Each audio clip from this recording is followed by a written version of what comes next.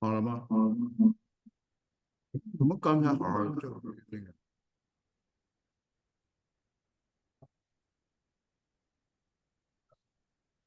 Halo.？Now, it's my honor and pleasure to introduce Director Frazos, who is the Director of Research Center for Marine and Land-based Industry in Brain, Indonesia, to give the welcome speech. Yeah，还这个声音还不对。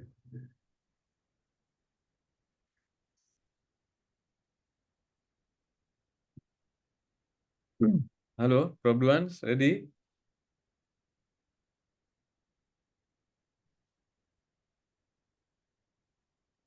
It's your turn. Oh, Oh, okay. Thank you, Professor 听不到声 Duan, 音，for your 你把什么关了？welcome remarks. Good morning, ladies and gentlemen. Firstly, I would like to deeply gratitude to Professor Dilin Duan from Institute of Oceanography, China's Academy of Sciences, the People Republic of China, to join organize the International Symposium on Tropical Seaweed. And I would like also to distinguish the speakers from the different country, Professor Hayashi from the Acadian Sea Plan of the Canada, Professor Mao Haijin from the Institute of Oceanography, Chinese Academy of Sciences, Professor Wang Jin from Ocean University of China, Mrs. Mahima, and also Dr. Narayana from the Sisik Energy of India, and also Professor Dr. Eka from Mataram University, Professor Roreda from the Philippine University, and also Prof.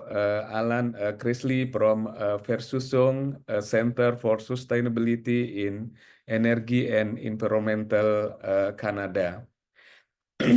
And to all the participants from the different country, we have the participation from Indonesia, from Japan, from Philippines, from India, Australia, from Malaysia, and also from Cambodia and from South Korea, and also the coming from very different institution, like from the research institution, from the industry, and also from the seaweed community. Welcome to our online symposium on tropical seaweed cultivation and also process. This symposium was jointly organized by the Research Center for Marine and Land Bioindustry and the Institute of Oceanography, Chinese Academy of Sciences. And as we know that the seaweed is more than just natural resources, it is a beacon of the sustainable solution. It's a diverse application in food, pharmaceutical, cosmetic, and also for bioenergy, and demonstrate the transformative potential for creating more sustainable in future. So moreover, as one of the world's leading the seaweed producer, Indonesia play an pivotal role in unlocking its value to address the challenges related to the food security, environmental health, and also the economic development.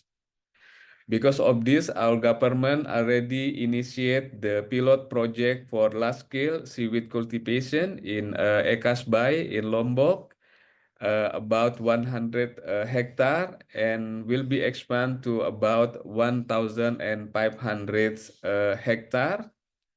And also we initiate the International Tropical Seaweed Research Center in our office in Brain in Lombok. And for the next years, I think our research center will be more focused to the marine aquaculture, especially in tropical seaweed. And this symposium, I think, is one of the reflect our commitment to advance the cutting edge of solution in these fields. So through today's discussion, we aim to spark meaningful collaboration and foster innovation that benefit not only for the seaweed industry, but also to community and ecosystem worldwide. So without further ado, let's begin our journey to exchange our knowledge and also collaboration. Thank you for being part of this symposium, and I wish everyone have a fruitful success in this event. So I officially open this international symposium on tropical seaweed. Thank you. I back to Prof. Duan. Is still mute, Prof. Duan.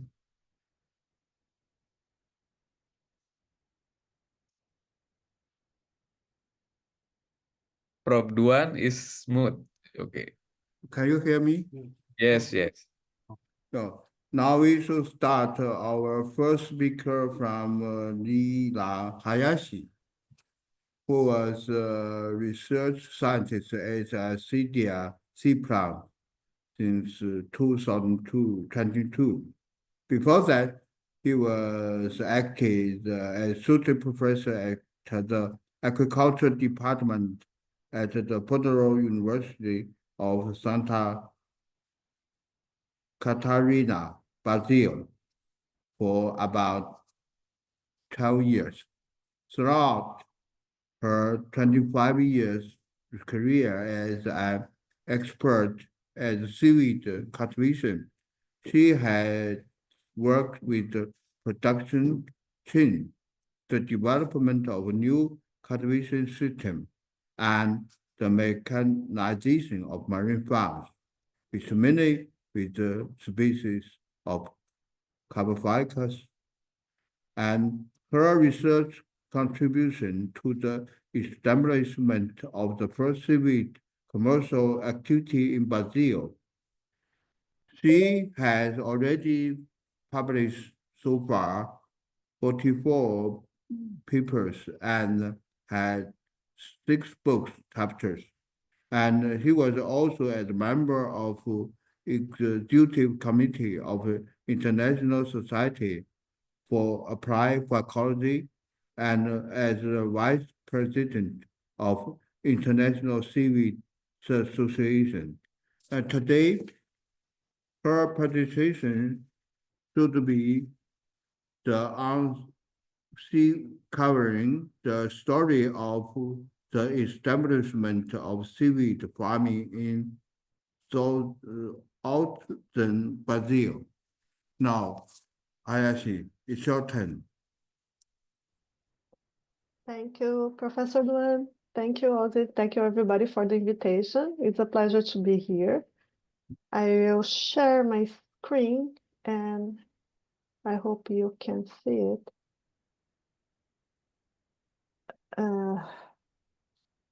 Okay, presentation. And I think I need to change that. How it is okay? Can you see it? Yes, we can. see Prof. Hayashi. Yeah. Okay, perfect. So thank you again for the presentation, for the invitation. It's a pleasure to be here. As Professor Duan said, sorry, come back a little bit. I was professor in the Federal University of Santa Catarina, and today I'm here to talk a little bit of the whole story behind the establishment of the seaweed farm in southern Brazil, because all this work was developed in Brazil, and when I was professor there, I decided to keep all my slides with the university mode. But nowadays it has been 2 years that I am moved to Canada, and now I am working at a agency plant. So to start this story, it's good to give you some background. I will just find the pointer. Where is the pointer? Okay. Capophycus alvarezi was first legally introduced in São Paulo state. Brazil is this huge country, and São Paulo state is here in the southeast of the country. In Ubatuba is the name of the city in the coastline, by Professor Edson José de Paula, my former supervisor of my PhD. So that one, it was the first legal farm in Brazil. And when all this story happened, Professor Edson was from the University of São Paulo, where I take my PhD, my master's and my PhDs. So the introduction in the southern Brazil, where I will focus this presentation, happened 14 years later in 2008 in a joint project with University of São Paulo, Federal University of Santa Catarina, and EPAGRE. EPAGRE is the company which works with agricultural research, belongs to the state of the Santa Catarina, this little state here. And why we choose Santa Catarina? Because this state is very successful in marine aquaculture in Brazil, being responsible for 98% of the national production of shellfish. Since the producers were already used to the marine aquaculture, we decided to develop similar technology to cultivate seaweeds using the same infrastructure of the shellfish farming. So everything started with little propagos that was donated by University of São Paulo, which were transferred to the Federal University of Santa Catarina, where they remained in quarantines for 11 months. So during all this time, we started to grow the biomass in some day started the experimental farming in Florianópolis. So after this long quarantine period, and with the finally authorization of the Brazilian environmental institutions, we started the experimental farm at Sambaqui Beach that is located in the north coast of the Florianópolis island. This is part of the Santa Catarina state. And this area of the experimental farming is belong to the aquaculture Department of Aquaculture, where I used to work. During the entire period of the cultivation in the sea, continuous monitoring in the surrounding areas and rock shores were carried out, and we observed that no propagos were spreading or fixing. And this was very important because Capophycus was introduced in Brazil, it's not native of Brazil. So along of more than 10 years of experimental cultivation, we made several works to solve the main challenge, once to prove the environmental agents that Capophycus is safe to cultivate commercially in the large scale, but also to try to solve the main challenge that we face is cultivate a tropical seaweed in the subtropical waters. So one of these challenges was the low temperatures in the winter time that could reach below 18 degrees Celsius. Another one was drying the seaweed in rainy seasons. Florianópolis is an island, so it had all the kind of 3 months of raining and all the humidity related. So to dry that seaweed is quite hard. Improve the productivity of the marine farms, cultivating Capophycus in tubular nets, and developing some mechanical harvest that could be used for the mussels farm, but also for the seaweed farms. Remember that Santa Catarina had already established the shellfish farm, so mussels farm was one of the main products of these aquaculture activities. And of course, environmental monitoring, and that study was important after to write the regulation about the Capophycus cultivation in Brazil. So all these works were published. I will not go into the details. There is a lot of information to give. So if you have any interest, just write me or I can send all this publication.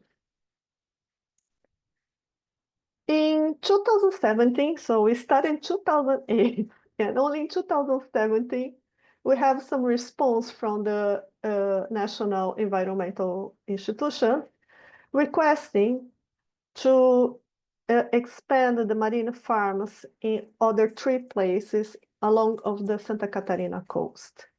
So our first farm was located here in Sambaqui Beach in the north part of the Florianopolis Island. So we add another farm in Ribeirão da Ilha. This place in the south is located in the south of the Florianopolis Island Bay, where most of the oysters production of the state happen. We made another farm in the continental part of the Santa Catarina coast and in the far away in the north coast, almost in the limit of the state, another farm.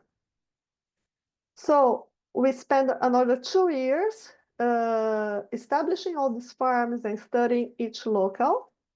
And after all this period, we have exactly the same or similar results that we found in Florianopolis. So very good growth rates and no dispersion in surrounding areas. So as you can see, that first one was Ribeirão da Ilha in the south part of the island. Governador Celso Ramos is in the continental part, and Peña is more in the north coast. All seaweeds was very bright, very healthy, and no disease at all among them. So meanwhile, we are waiting for the license. We made an economic survey just to have some idea of how much this activity could impact the state revenue. So considering the aquaculture areas, legal aquaculture areas of 970 hectares of the coast of the Santa Catarina state, we consider a very conservative scenario of only 3 production cycles over the year. Remember that Santa Catarina is a subtropical water, so in the wintertime we needed to stop the production because the seaweeds couldn't grow at all. So there is a timing that we need to stop that production. So considering this only 3 productive cycles, we will have an annual production of 24 tons per hectare per year of seaweeds. This means that the state could produce approximately 23,000 tons per year of seaweed. When the mussel was considered integrated into the system, the production of 1 hectare of seaweed drops to 13 tons. But we have a production of approximately 40 tons of mussels, right? So that will mean that the annual production of 13,000 tons of seaweeds and almost 39,000 tons of mussels, and a yearly aquaculture production of approximately 52,000 tons. Now, if we replace mussels for oysters, the total state production will increase a little bit more, reaching approximately 53,000 tons. However, the most interesting situation comes now because we are talking about prices now, right?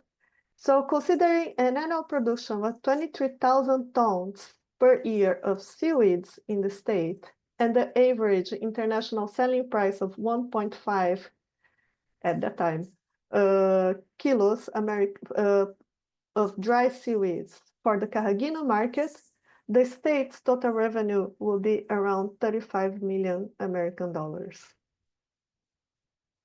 Considering the co-cultivation of seaweeds and mussels, with an annual production of 13,000 tons of seaweeds and 39,000 tons of mussels, and an average selling price of 0.7 kilograms, $0.7 per kilogram of mussels, the income of seaweed cultivation will be $20 million around. And the mussels cultivation, $27 million, generating to the state a final revenue of $47 million.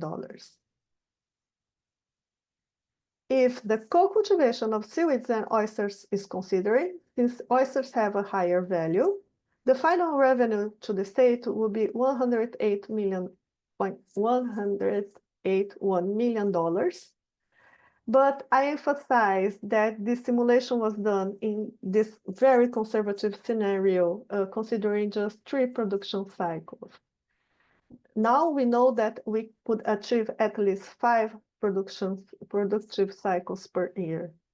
So these numbers could increase much more.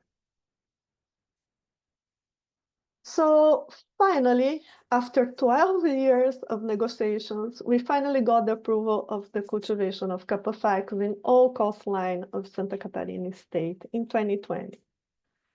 However, because nothing is really perfect in this life, we have the COVID-19 pandemic in this period. So we needed to wait another year to start the commercial activity. So in Brazil, the activity is brand new, and the first harvest happened between November 2021 until April 2022. At that time, we have 4 producers harvesting approximately 102 tons of fresh seaweed. The second harvest happened between September 2022 to July 2023. And at that time, we have 22 producers harvesting almost 300 tons of fresh seaweed. The last harvest was this year's, the third harvest, that happened between September 2022 until May 2024, and involved 52 producers harvesting 751 tons. So the activity increased a lot in 3 years, even stopping in the middle of the year. In the time there is a winter time in Brazil, so we needed to stop the production. So surprisingly, our previous simulation, considering the Caragina market, failed completely. So all the numbers that I presented before was, well, it's still true if we consider the whole production in terms of areas, but not in terms of value. So what happened is that when the activity started 3 years ago, the scenario completely changed. Remember that we are talking about post-pandemic, so it was a lot of uncertainties and economic problems around the world, right? So the producers were approached by agribusiness entrepreneurs who were looking for biostimulant alternatives, and India was the first one that started with all these biostimulants, and they were very interested with this work. So they started to approach our producers with this goal to produce biostimulants. So soon the production turned into this industry niche, as it offered higher prices than the Carragina market. And remember, Brazil have a huge territory and a huge agribusiness in all the country. So the fresh seaweed has been sold for 0.48 American dollars per kilo, the fresh seaweed, yielding a raw profit in the last harvest of $362,000. Some producers can produce their own biostimulants, increasing their income and facilitating the commercialization. So the biostimulant is sold in the price of around $3.10 per liter. And in this last harvest, they have income of around $1.8 million, an income far superior to selling seaweed to the Carragina industry. So the trend now is for the producers to start seaweed farms and leave the shellfish farm. Despite all the technology that we developed related to cultivation with shellfish, these farmers reported that seaweed is more profitable if one considers the labor cost comparing to the shellfish farm. According to them, seaweeds can also attend several markets, not just once, as shellfish open a lot of business possibilities.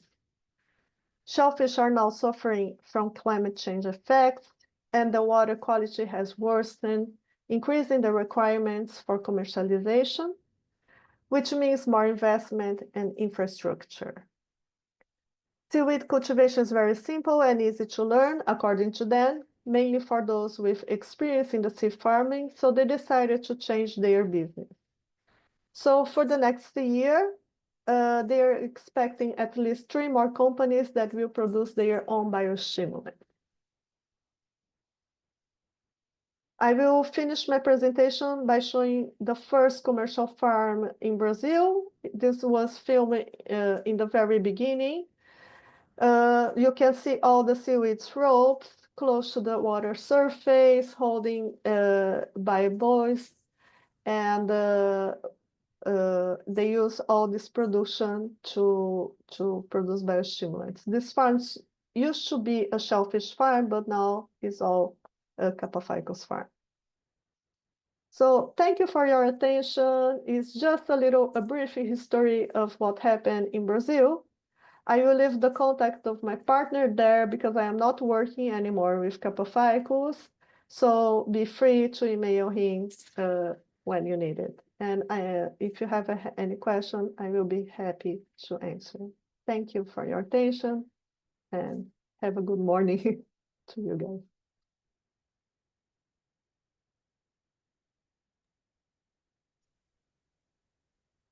It's mute, Prof. Duan.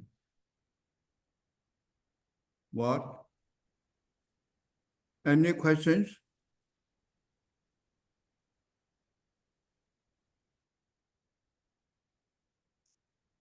Anyway, we can conduct a final discussion in the last speakers, and we can make many focus on the each speaker's lecture today. So if there are so far not more questions, we can move to the next speaker. Yeah. Okay. Now I will introduce the next speaker, Professor Wang Jing, who is in our class, Institute of Oceanology, the Chinese Academy of Science. Many years she was engaged in marine drugs and the high value of exploration and utilization of seaweed resources. And so far, she has published more than 70 papers and obtained 26 domestic patents. Her research interest was on the establishment of well-defined marine acidic polysaccharide and oligosaccharide in library. Second, to expand the research direction of marine acidic polysaccharide and oligosaccharides, which against Parkinson's disease. And so far, she verified 3 drugs candidates. Lastly, they conquered the key technologies for high-value utilization of seaweed resources, and some of the achievements have been successfully transformed into the enterprise. Now, today, her presentation title was the Research and Utilization of Polysaccharides from Red Seaweed. Now it's turn of Dr. Wang Jing. Yeah. Okay. Okay, thank you. Please loudly. Speaker was very low. Oh, okay. Is that okay? Yeah. Yes, that's Yes, okay. So, thank you for Professor Duan's introduce.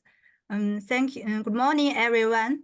It's my pleasure to attend this symposium. My topic is research and utilization of polysaccharide from red algae. Today, I will divide my topic into two parts. First, I will talk about the structure and the chemical composition of the polysaccharide from the red algae. Then I will talk about the bioactivity and its applications, which mostly did in our groups. As we all know, nucleic acids, carbohydrate, and proteins are biomolecules that play essential roles in our cells and organisms. However, the research of carbohydrates are delayed than the nucleic acid and protein because it's complex structures. But more and more research found the carbohydrates are important biomarkers for cell types, disease states, and protein functions. For example, the carbohydrate in form of the oligosaccharide, it can develop as the target for the therapeutic and diagnostic agents. More and more researchers are focused on the marine ecosystems biological because the biological in the marine ecosystems are lived in a short, cold, dark, and less organs environment, so it can synthesize most interesting biodiversity and chemical diversity compounds. So our research also focuses on the marine bioactive. Today I will focus on the research on the polysaccharide from the seaweed. As we all know, there are three kinds of seaweeds: the brown seaweed, green seaweed, and the red seaweed. They all can synthesize unique sulfate polysaccharide. Today, I will focus on the polysaccharide from the red seaweed. There are two kinds of red seaweed, the carrageenan type and the agar type. Both of this type polysaccharide all have dipolysaccharide unit, the galactose and the 3,6 are hydrogalactose, but the sulfate substitute presence are different for the two kinds of polysaccharide. The carrageenan can extracted from some kind of red algae. The different algae can synthesize different kind of carrageenan, like the lambda, kappa, and mu, or so many kind of, because the sulfate presence are different for these different kinds of carragenenas. However, the scientists also found the different carrageenan can change to each other under certain conditions. So the different carrageenan has different positives when used. For example, the solubilities of these carrageenans are different.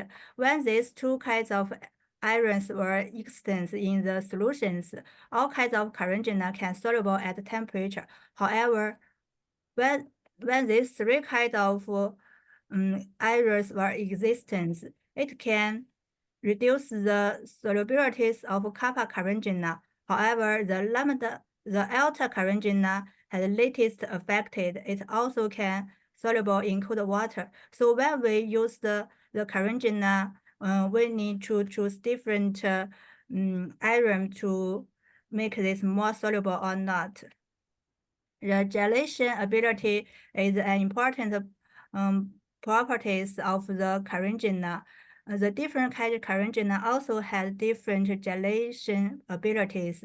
For example, the kappa carrageenan they substitute the sulfate group substitute at the 4 position, so it has the strongest gel capacity. However, the lambda carrageenan, the sufficient substitute at the second and sixth positions, it has a high viscosities. However, the alpha carrageenan has non-gel behaviors. This experiment showed the sulfate groups substituted at different positions has relationship with the gelation abilities. The structure of agar or agarose are also different.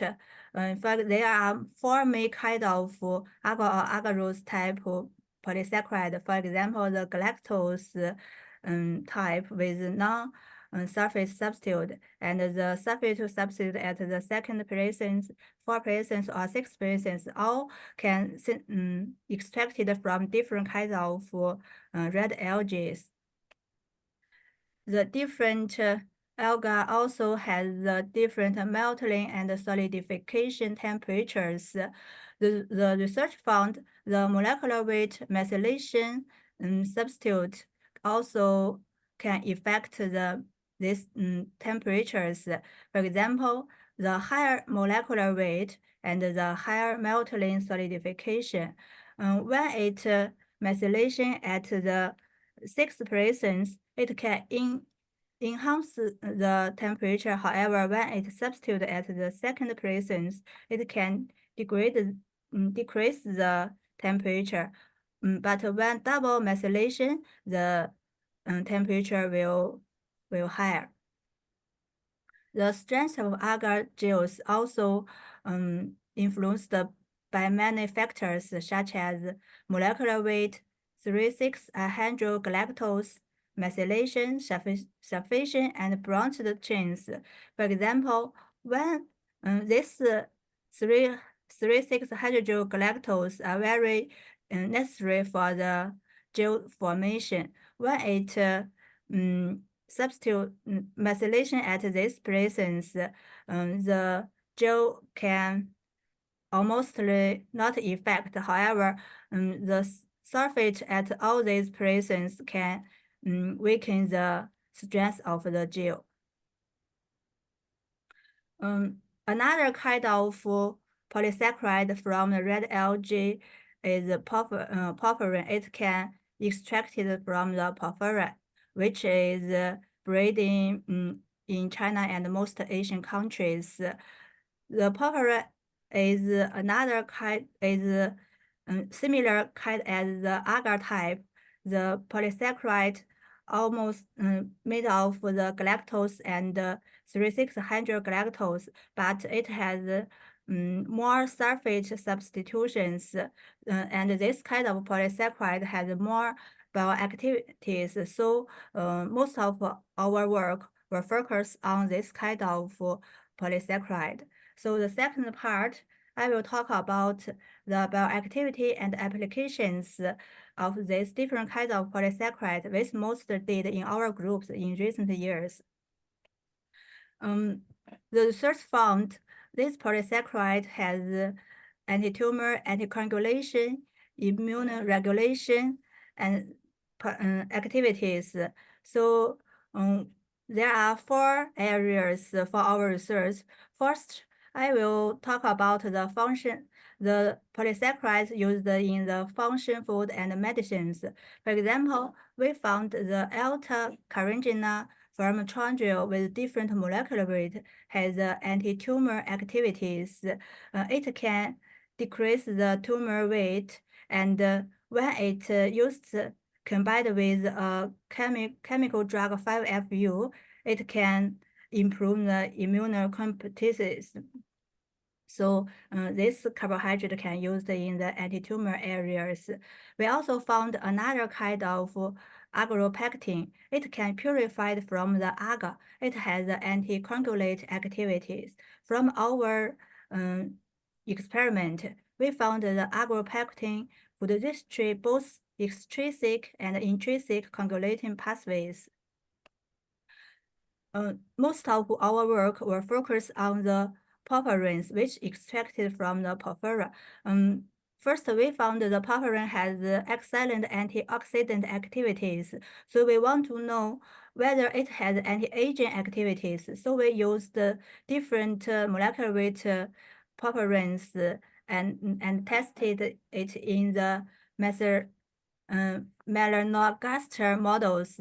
The result found these two samples all Both can significantly increase the lifespan of the Demelogasters, and the higher molecular weight exhibited the most prolonging lifespan activities.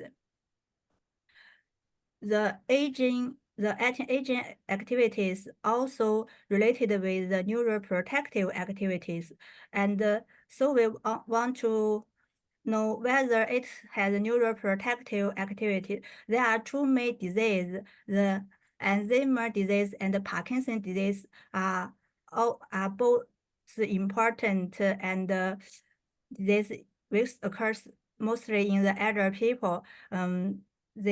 The neuroprotective substance samples may have the benefit for these two kinds of disease. So first, we tested whether the purpurins had effect on the Alzheimer's disease. The dark avoidance test and the water maze test showed that the higher molecular weight purpurin could significantly improve the learning and memory functions. It exhibited the neuroprotective effect.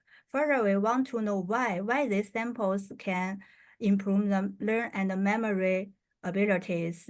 We found the acetylcholine is a most important neurotransmitters. There are two key enzymes. One can synthesize these neurotransmitters, and one can degrade this neurotransmitter. So we tested these two enzymes. We found our samples could increase the CHAT, which can synthesize more neurotransmitters and inhibit its degradation. So maybe this is the reason when the samples can improve the learning and memory abilities. Furthermore, we want to know whether the purpurins has effect on another neural disease, the Parkinson's disease. This time, we use oligosaccharide from the purpurin. The molecular weight of these samples are lower than 2,000 Dalton.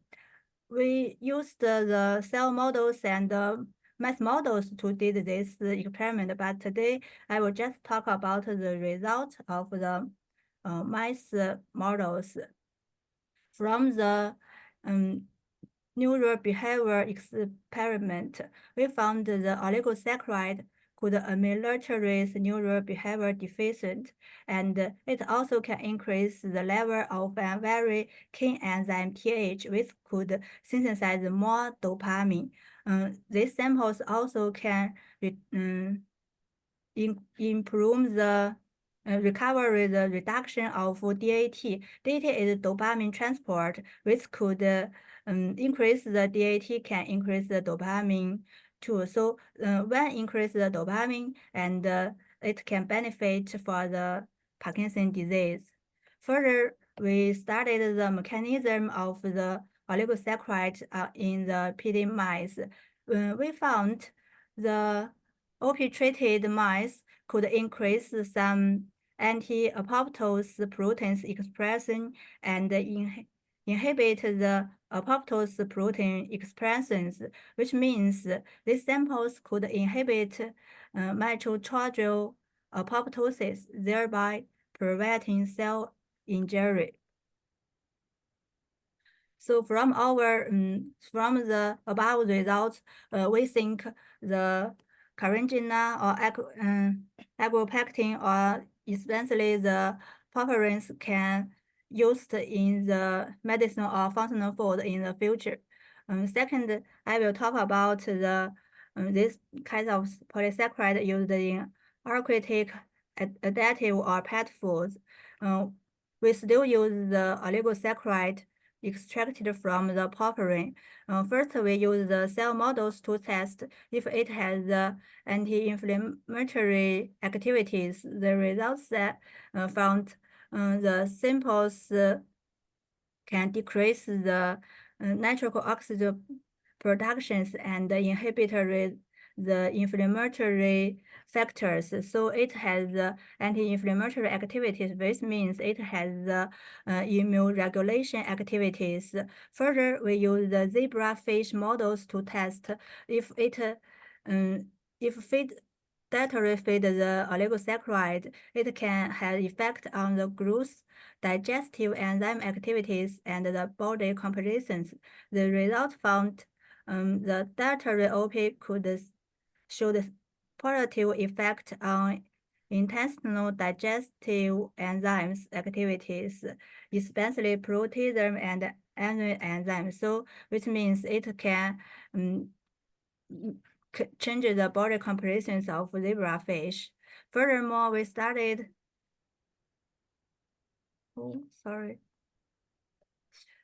We studied the effect of OP on the intestinal morphology and the immune factors content. From this picture, we could see the internal morphology of the zebras which treated with our samples has no inflammation like symptoms, and the immune factors were decreased. So it's also said these samples has the immune regulation activities. Further, we tested the OP on the internal microbiota. From the results, we could see the OP can improve the community richness of the microbiota, and the composition of the gut microbiota was separated clearly from the control group, and it can increase the helpful bacteria and inhibit the harmful bacteria. So it can benefit used in the Arctic diet or pet food because it has excellent immune regulation activities. Third, I will talk about the if the oligosaccharide can used as a defense response elicitors. As we all know, some research found the oligosaccharides derived from the seaweed can induce defense response in terrestrial higher plants. However, we don't know whether this oligosaccharide has defense response on the porphyrin, because the porphyrin lives in open oceans where environment is complex, changeful, and full of pathogen. So if the oligosaccharide can induce the defense response, it can make the porphyrin culture more healthy. So first we tested if the OP can induce the defense response, which could induce the hydrogen peroxide, because this hydrogen peroxide is one of the earliest cellular response following successful pathogen recognition.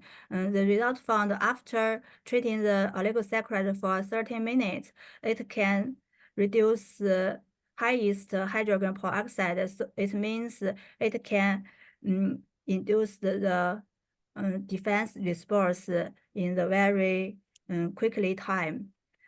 We wanted to know why it can release the hydrogen peroxide. So we tested if it can activation an enzyme NADPH oxidase, because this enzyme is a major source of hydrogen peroxide generation. We used inhibited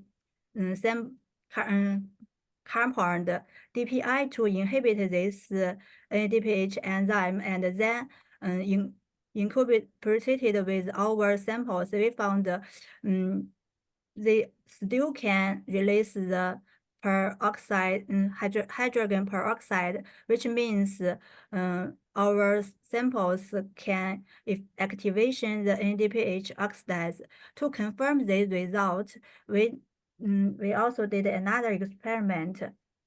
Because the NADPH oxide were located on the cell membranes, so we want to know whether the hydrogen peroxide can occur located in the cell membranes. The results said yes, this is the treatment experiment, this can found the hydrogen peroxide occurred on the cell membranes. So which means our samples can activation ADPH peroxide. Last, we want to know if the oligosaccharide can induce the defense response, if it can have effect on the root process. So we did this experiment. We found the oligosaccharide can inhibit the decay by the high density cultured. This for 7 days. This is our sample. This is the control. So the rooting degree is lower than the control group. So from our experiment, we found different oligosaccharide all can induce defense response. Last, I will talk about this kind of polysaccharide which can use in the beauty products. In this experiment, first we modify the carbocarbogen using polyacryl nitrogen. We make this carbogen derivatives as the substitute, and then we confirm the alginate oligosaccharide and galactose-focused polysaccharide. These two kinds of polysaccharide are extracted from the brown seaweed. All these three polysaccharide can make a hydrogel, and we wonder to know this hydrogel can protect the UVB photo agent. First, we want to test if the carbocarbogen the water retention is better than the carbogen. So we did the water retention activities. We found the carbogen derivatives had good water absorption abilities. Then we tested whether this three kind of polysaccharide had the cytocompatibilities, and the results found the samples had no cytooxidase, and when the cells irradiating with the UVB, the cell variabilities will decrease, and the samples can increase the cell variabilities after UVB damage.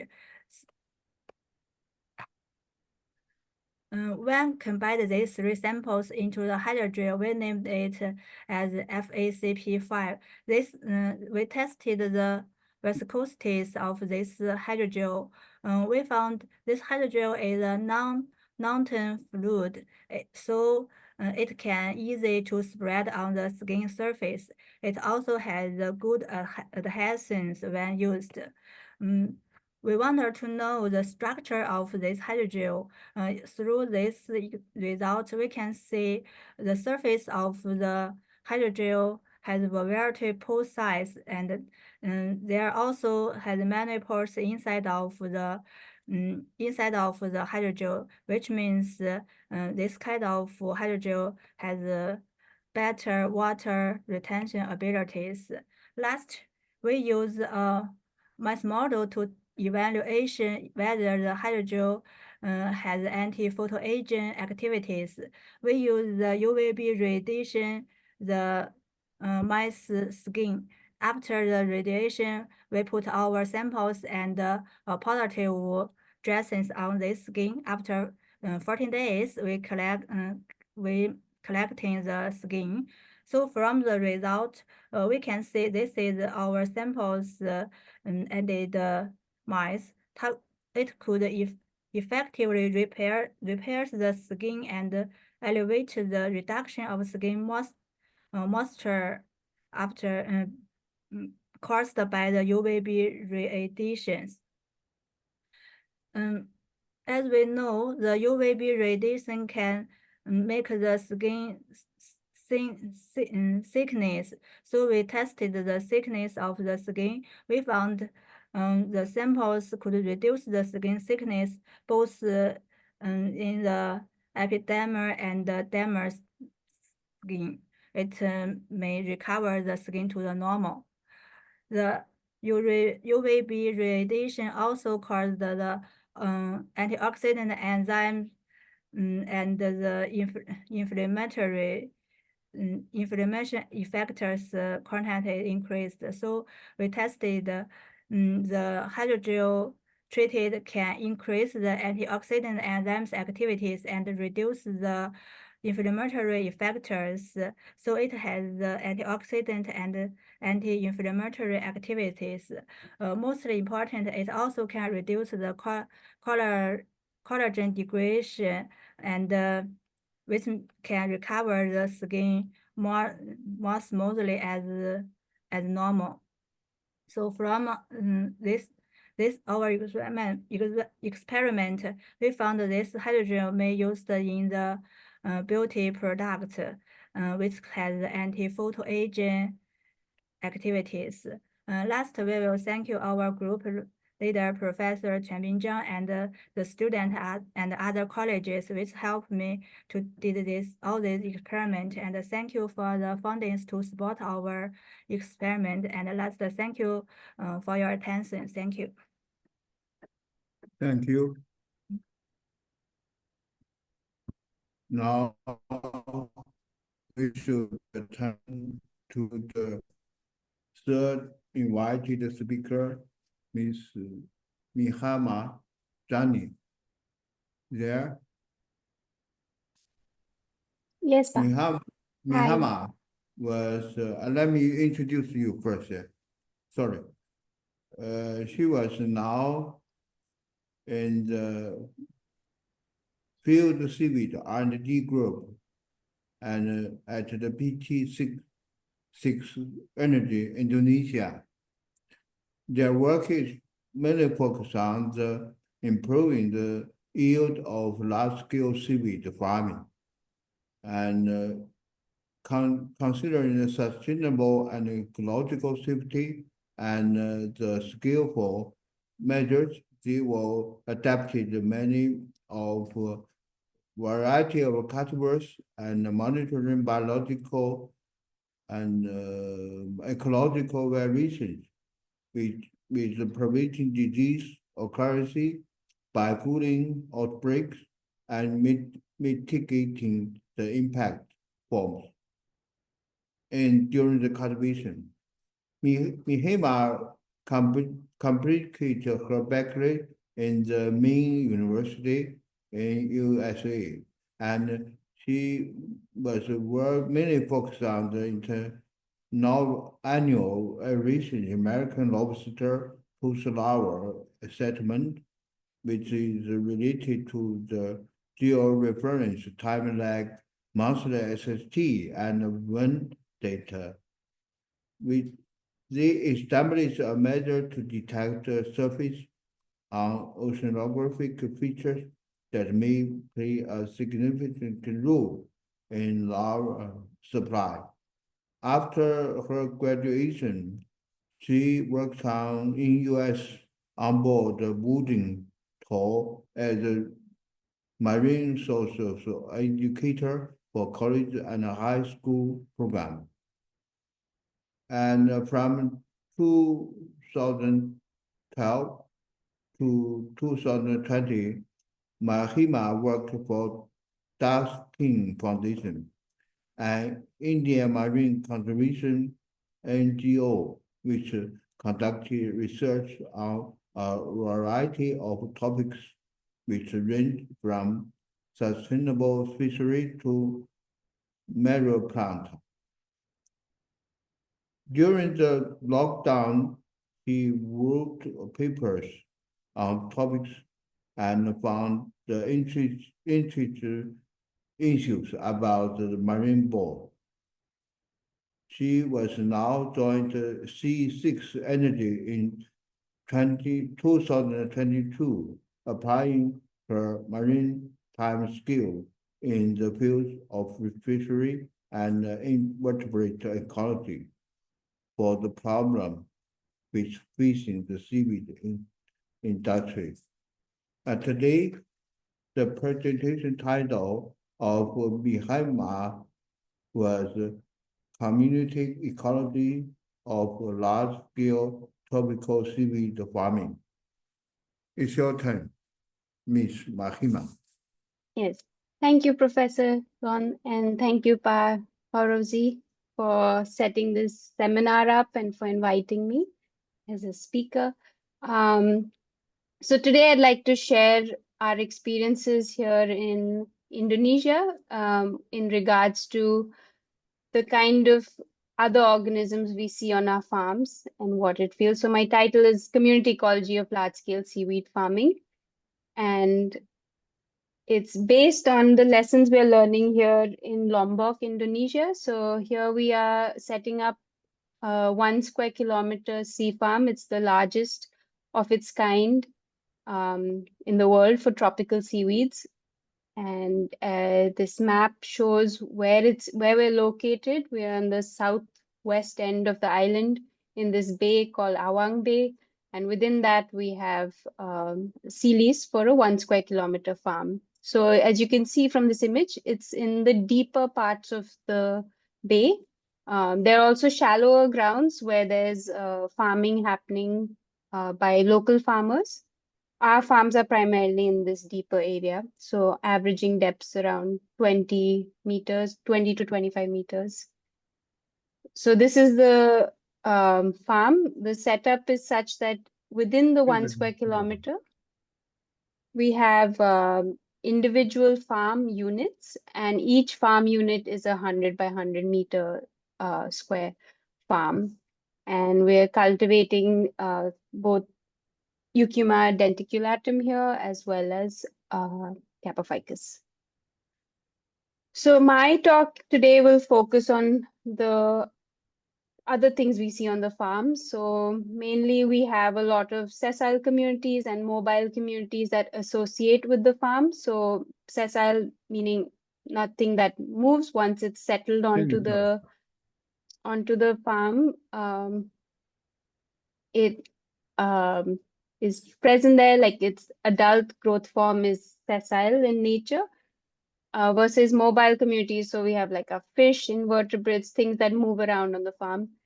Then there's also pathogens, which is the other biological aspect of a sea farm, but I won't be going into pathogens in this talk. I'll be mostly focusing on sharing our experiences when it comes to the kind of sessile communities. So those would be the biofouleers, anything that occupies space on the farm or on the seaweed, and the mobile community, so anything that's associating with the farm. So I've picked out 4 particular organisms to discuss here, 4 particular cases that we've observed in our farm in the last year plus of being here in this site. The first is the first 2 deal with biological invasions of algae, and then the third is on the kind of fish life we're seeing on our farm, and the fourth is a unique thing we saw on our farms, which was a sudden explosion of amphipods, these crustaceans. So let's not waste any time, let's jump in. So our first observations is with lumut. So it's a biofouling green algae, and the local name here for this organism is lumut. So that's why I've called it lumut lockdown, because it just surrounds the target species and kind of overtakes anything that we're trying to grow on the farm. And we saw outbreaks of this last October and this February. And there was a invasion in August as well, but we were able to control that at lower levels. So in these images, you can see lumut occupying our spinosum lines. But on the right image, you can also see it's occupying Halaminia, which is surprising because Halaminia usually has really good inbuilt defenses against biofoulers. The nice thing I would say about this lumut, this green algae, it's from the alva, it's related to alva, is that it doesn't penetrate the tissue of our target species. So it doesn't penetrate the tissue of spinosum or Capophycus. it just grows on top of it, so it can be removed. And what we found is usually the spinosum can be reused, can be recultivated if one is able to clear off this biofouler successfully from our target species. What we find is that this particular biofouler, this green algae, is often present on our anchor lines and farm ropes. And when conditions are ideal, it invades our seaweed. It ends up damaging our yield because it's a mix of our target species and the lumut. It can be removed from our target species, but it takes effort, and cleanup is usually expensive and time consuming. So we've realized quickly that if we keep our anchor lines and farm ropes clean, the chances of this invasion are lowered. And sorry, I forgot to mention, it usually invades seaweed when conditions are either the water temperatures are warming up too fast, or there's very little water motion. So a lot of times our lines which are sunken might end up attracting more of this biofouler. Of course, we're not the first seaweed farmer to observe this. There's evidence, there are learnings from China about similar problems when it comes to seaweed farming. So that we definitely have a lot to learn from our fellow cultivators in places such as China. So again, from these papers also, most of the learnings were keeping the farms clean, keeping your seed stock clean helps in reduce the propagation of this biofouler. And that's what we have attempted on our farms as well, and successfully been able to control the outbreak of this particular biofouler. Like for August, we were seeing onset of invasion, but we were able to control it under manageable levels. Then the next we have is Canthophora. So this is case study number 2. This particular red algae was quite detrimental to our farms. We noticed an outbreak in the month of April and May on a particular farm, only on one particular unit in the entire 1 square kilometer. And this was detrimental because it does penetrate the tissue of the spinosum, and it does cause a lot of mortality and also declining growth. So from this particular farm, in those months, we didn't get any yield because all of our seaweed was attacked by this epiendophyte. And it smelled really bad. The health was declining. There was also evidence of other diseases on the thallus. So what we found was that one was only occupying this particular sea farm. 2, with like better images, we were able to identify it as one of the acanthophoras. And 3, we were able to identify the problem. It turns out that this farm in particular only used white jerry cans. This was one of our oldest installed farms. And these jerry cans, these white jerry cans, created a perfect habitat for this particular species, and it recruited onto these cans. And then once it had a sufficiently sizable population, it spread to our seaweeds. This is why we didn't see it in our other farms, because our other farms use black HDP buoys. So as soon as we identified this problem, and we identified this actually thanks to Dr. Alan Critchley, who pointed this out, that's the only farm you have white buoys at. Check the white buoys for the source population. So after this identification, we removed the white buoys, and we were able to, and we also removed all the foul lines. And subsequent to that, we've not seen this problem.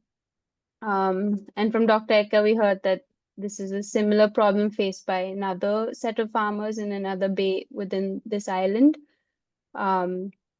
So it goes to show that sharing information between farmers is really helpful in terms of at least understanding the kind of biological communities we are dealing with and how to handle them.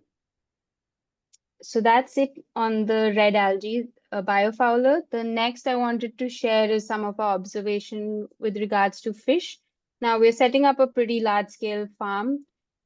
We do want it to benefit the marine community, especially fisheries. So what we've been noticing over the last many months is that the diversity of fish has been increasing. We're seeing a lot of different kinds of fish associating with the farm. And of course, we're also seeing a lot of herbivores. So these are the fellows who are coming to the farm because of the seaweed we're growing there. But there's also other fish like grasses, filefish, frogfish, pufferfish, eels that are coming because the farms provide structure to other marine organisms like smaller crustaceans or other associates. So these invertebrates and fish eaters are coming because of the community the farms are attracting. So I want to focus mostly on the herbivores, so the parrotfish that we are seeing. In the shallows, they also see rabbitfish. We haven't documented any rabbitfish on our farms yet, but it's likely that they're also present. So we did gut content on both the parrotfish and shallow caught rabbitfish, and we found tips of our target species, so like Spinosum, Euchima denticulatum, the tips of the seaweed within the guts of these fish.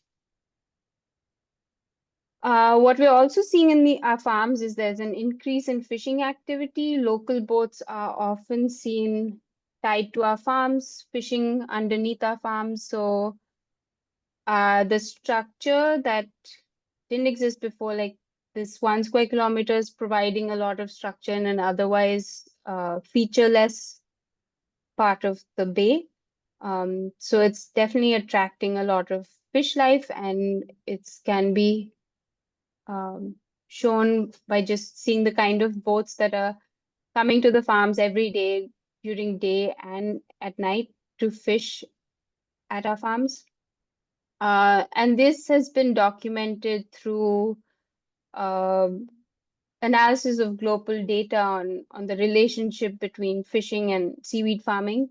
So the work we're doing in the Ekas Bay, in Awang Bay, actually provides more evidence for this, that fish farms do support, sorry, that seaweed farms do support local fisheries, helping increase fish catch.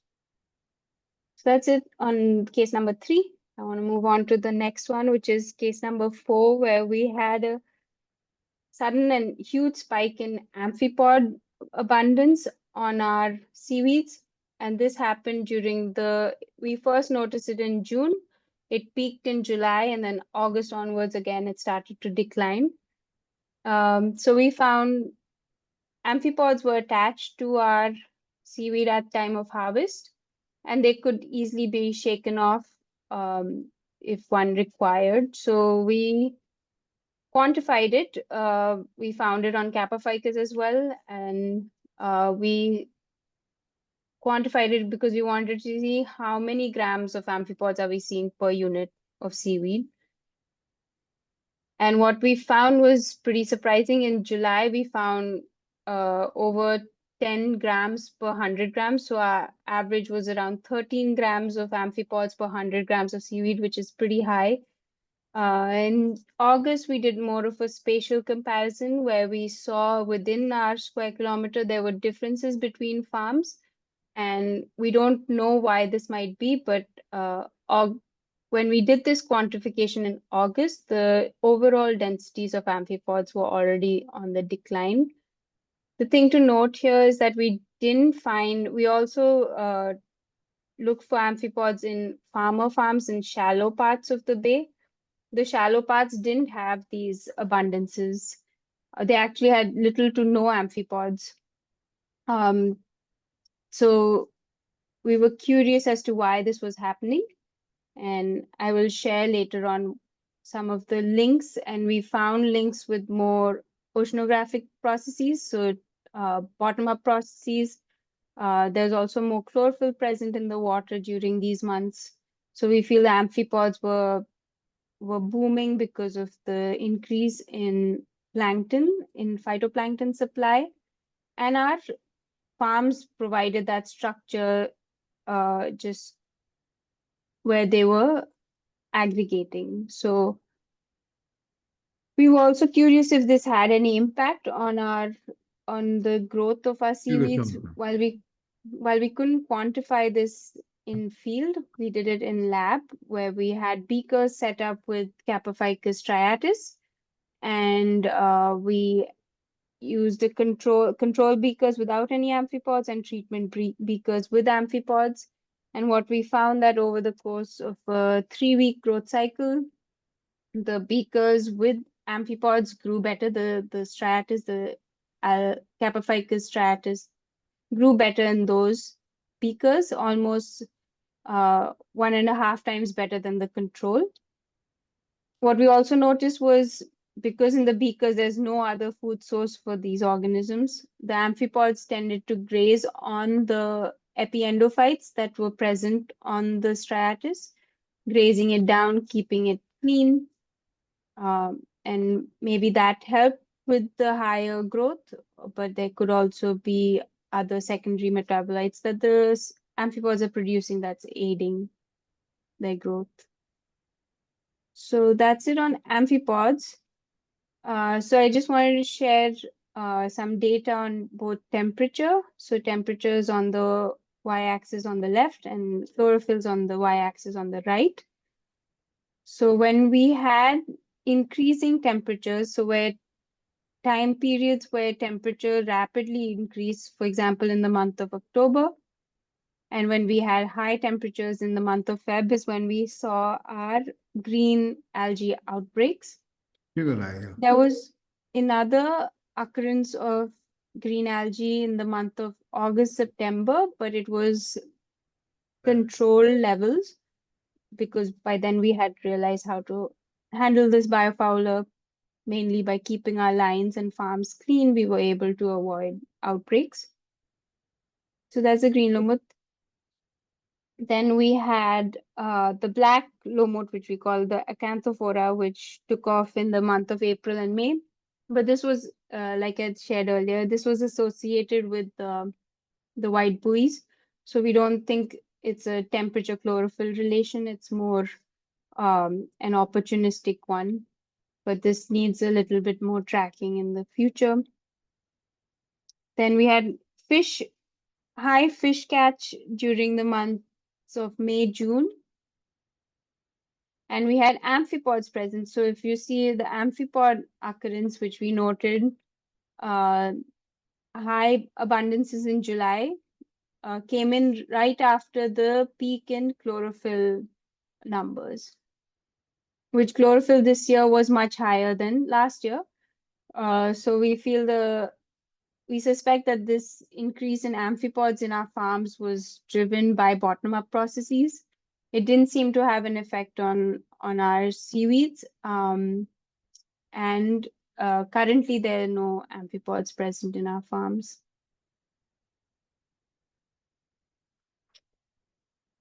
One minute. So that's for just a snapshot of these 4 different cases projected against the temperature and chlorophyll records for the year. Of course, this is a very small subset of what communities, biological communities, ecological communities we see on our farms. There's a host of other algae that occur alongside our target species. There's hydroids. There are still some unidentified organisms. Then there's bryozoans, tunicates, and various other sessile organisms such as barnacles and mussels. So the top 2 layers are all those sessile communities that we deal with in our farms and also need ways of, one, avoiding these organisms from settling on our target species, on our seaweeds. And 2, if they have settled, how do we work with that to make sure it doesn't end up in the downstream processing or be propagated in the next cycle of replanting. And then we have various mobile creatures as well. In the shallows, they see a lot of urchins. We don't see urchins in the deep sea farms, but we see a wide variety of crabs, shrimp, fish, and even nudibranchs. I don't have any pictures of nudibranchs here, but we do see those on our farms as well. So yeah, this talk is just a little snapshot on what the kind of marine life we're seeing on our farms, what we've learned about those particular forms, and how we're working forward. There are other independent studies happening also in this 1 square kilometer to look at the impacts of this farming activity on the local ecosystem, on the local water quality. So I have not shared any of that data, but the Indonesian government is supporting that work. BRIN has been involved in that, so as MTCRC and other agencies. There's also social surveys being done to see if, yes, people are benefiting from these farms, if fisheries are improving. So yeah, there's a whole set of institutions who are actually looking at the impacts of the farm. So yeah, that's it from me. If anyone has any questions, thank you.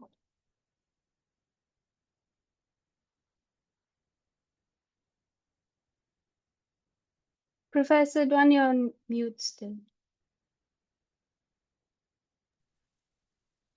Thank you.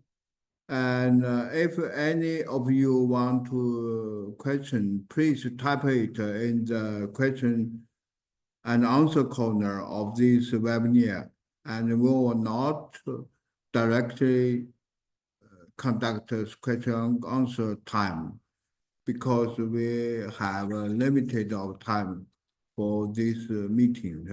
I will continue to next speaker, Dr. Narayana, who was the head of Ocean Art Technique Group that focus on seaweed biology for economy and smart ocean farms based on the low-cost load monitoring system. He had led a talented team which looked for various aspects of seaweed cultivars development and enhance growth of yield of ocean farm and biosecurity frameworks for tropical seaweed cultivation. And Dr. Narayana was a graduate, get a PhD in Minnesota University, and he's now developed a transit assay system for probing genetic resources to soybean case members data. And she complicated his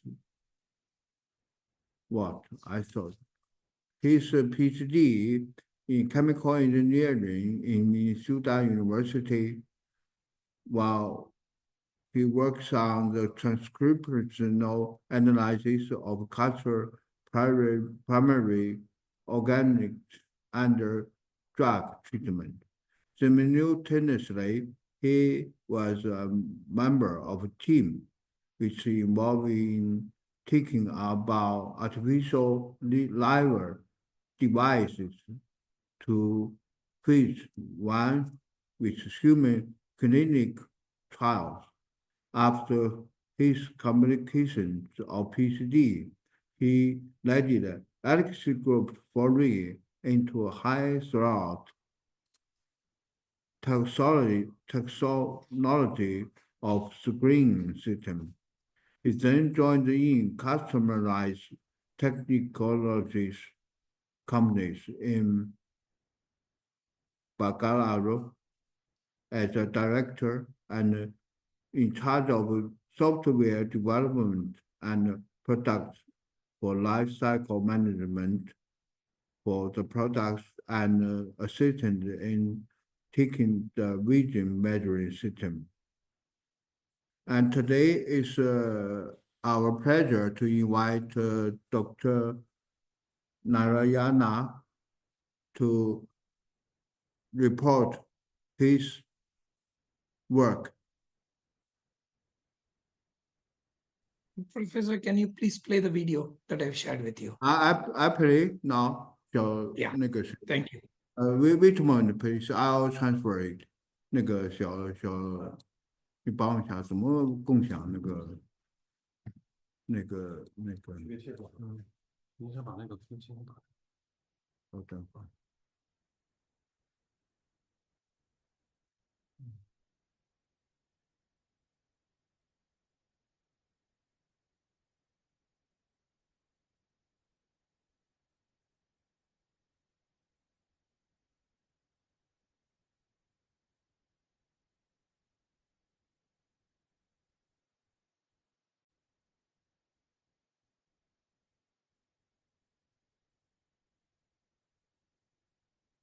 对，是吧？视频吧。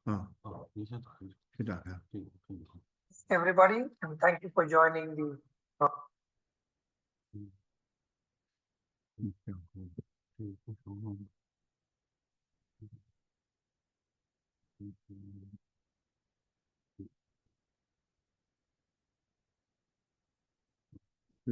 就放了吧。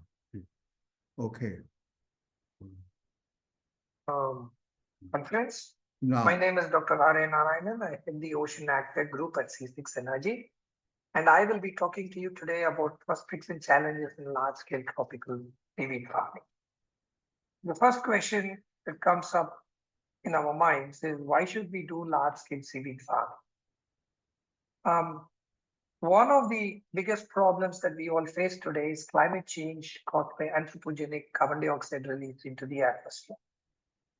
One way of reducing and fixing this carbon is by growing seaweeds in large scale in the ocean, which can absorb the atmospheric carbon dioxide after it gets dissolved into the ocean water. And if we can put these seaweeds into good use for industrial applications or to sink it into the bottom of the ocean and sequester the carbon. But by sinking seaweeds into the bottom of the ocean, it looks to be a wasteful expenditure of extremely good labor and work. So we have been looking at commercial applications of seaweeds after we grow them in large scale. If we are looking at commercial application, we have to look at the current cost of production of seaweeds. As you can see in this chart, today's price point at which we can get seaweeds with classical adaptive economic techniques, we can afford to do specialty food ingredients or pharmaceutical or nutraceutical applications, which have a very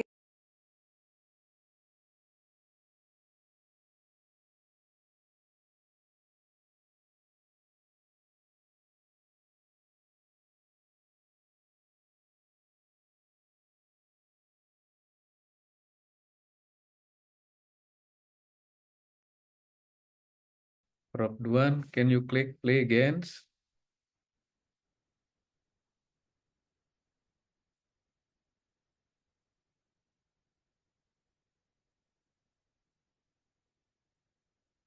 even if we are able to produce seaweeds at affordable prices, what do we do with them? So we have explored and developed technologies for developing, we have in the market products that are used as biostimulants in land agriculture. We are working on feed and food ingredients and bioplastics. We have technology for converting seaweeds into bioplastics. We also have developed technologies to demonstrate production of basic industrial chemicals from seaweeds, as well as proved production, direct conversion of seaweeds into biofuel, essentially in the form of crude oil. Now, the numbers I'm showing here below each of these different types of products is the millions of tons of fresh weight of seaweed that would be required to make it into a viable industrial feedstock. So you're looking at really large scale applications for biofuel to be a viable competitor to fossil fuels as a source of biofuel. So we don't have a problem with the area of sea required, as hardly anybody lives in the sea. So the challenge is, how do we make large scale seaweed cultivation a reality? So the first step in looking at this is to look at which seaweeds Take it would on. be ideal for such an industrial feedstock application. So the best thing that comes to mind is tropical seaweeds, since you can have a growing season all through the year. They have very short growth cycles. Tropical ecumatoids are harvested within 35 to 45 days of planting. There's a long history of these species being cultivated in the shallow ocean near islands and shallow ocean. And you have a ready feedstock for an existing $1 billion hydrocolloid bond. So these seaweeds, essentially tropical ecumatoids, form the ideal beginning first large-scale industrial feedstock. Now, the next challenge is to see how we can develop and run a large-scale ocean farm. So, to look at what problems we would face and how to overcome that and make a profitable ocean farm, T6 Energy has instituted the first 1 square kilometer fully mechanized tropical seaweed farm in Indonesia, in the island of Lombok. So, to get here, add multiple challenges to overcome, which can be broadly divided into two aspects.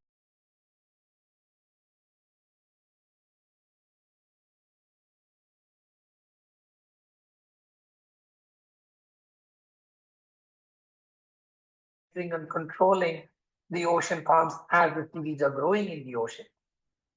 The other aspect that we have to look at is the biological aspects of seaweed cultivation. For example, tropical seaweed physiology is not very well studied. We have major challenges in understanding the nutritional requirements at different stages of the life cycle of the seaweeds. We also have limitations with the genetic diversity and cultivar, and we need to develop new cultivars that are resistant to climate change, resistant to diseases, and are able to yield at high levels for making the large-scale seaweed farm more profitable. And of course, we have lots of diseases and biofouling, so biosecurity becomes a very important aspect of precision economy.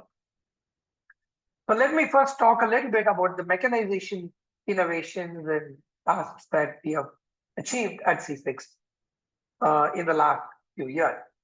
So one of the first things that we invented was the Sea Combine, which is essentially a boat that can do both automatic harvesting and seeding at the same time. So essentially, it's like a large combine or a tractor on the sea. So this allows us to handle very large scale sea farms very conveniently with multiple lines in parallel. While the previous methodology I showed on the Sea Combine requires the use of tubelets are not the most ideal method of growing tropical ecumatoids in all ocean farms. Therefore, if we go back to seeing what is the current practice, which is called the tie-tie method of tying pieces of seaweed on ropes in a manual fashion, we looked at how we can automate that, and we have developed new seeding machines wherein you just load in a bunch of seaweed onto the top of the hopper, and at the other end, the seaweed comes tangled into ropes that are 25 meters to 100 meters long, which can be directly seeded into the ocean. This was one of the next automations we have done. So the next part that is possible conversion is the seaweed harvesting process. Current methods of seaweed harvesting requires fishermen and seaweed farmers to go on a boat and untie the ropes from the main ropes and then pull it manually onto the boat. This is very labor intensive, tiring, and can get risky. And sometimes because of entanglement, it forces people to get into the water and then release the ropes so that they can be hauled onto the boat. To prevent and speed up this process, we have developed new custom designed boats that with motors on them to directly pull in the seaweed directly onto the boats in an automated fashion, thereby preventing people from getting into the water and giving it a totally safe process for the fish. So these are some of the mechanical automations and stuff that we have achieved at C6. I would like to spend a few minutes talking about the biological challenges in moving from adaptive economy, which is just looking at what the weather conditions are, what the sea conditions are, and then adjusting and growing the best we can, to precision economy where we know what the weather conditions are going to be. We're going to have methods of handling the seaweed, methods of maintaining the farms, and then exactly feeding them with the correct nutrients at the correct time to get the best productivity out of the sea farm. To get there, one of the first things we need to work on is the green revolution kind of approach to generate, to one, preserve all the genetic resources that are available in the wild or around the tropical oceans, and delineate life cycles of tropical seaweed so we can do classical breeding for generating new cultivars for sustainable ocean farming. So to this end, C6 has started its own custom strain bank for preserving cultivated varieties of tropical seaweeds in our Bali facility. So the other stuff that we have, one other point that we tried to work on was to see if we can look at the life cycle of Capophycus and Eucuma and see if we can shorten the life cycle so that we can accelerate the process of classical breeding technique. So while we were working on this, we hit upon a novel lab method for inducing tetraspores in cultivated varieties of Capophycus, which is very simple and reproducible. However, we are still working on spore release and maturation so that we can get new germlings out of these spores. So, because seaweeds are cultured primarily in a clonal manner, we looked at generating large quantities of seaweed seeds for growing in our large ocean farms in a short period of time, so that we expect to see different cultivars being optimal in different seasons in the same ocean farm.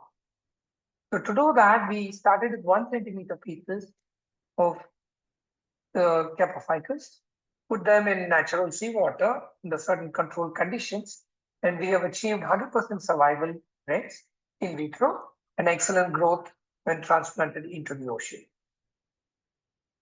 So we're working on these techniques to improve further and to scale this up so that we can produce large quantities of seaweed seeds in a very short period of time. So we have also looked at generating new cultivars in euchymatoids because classical breeding techniques are still a few years away.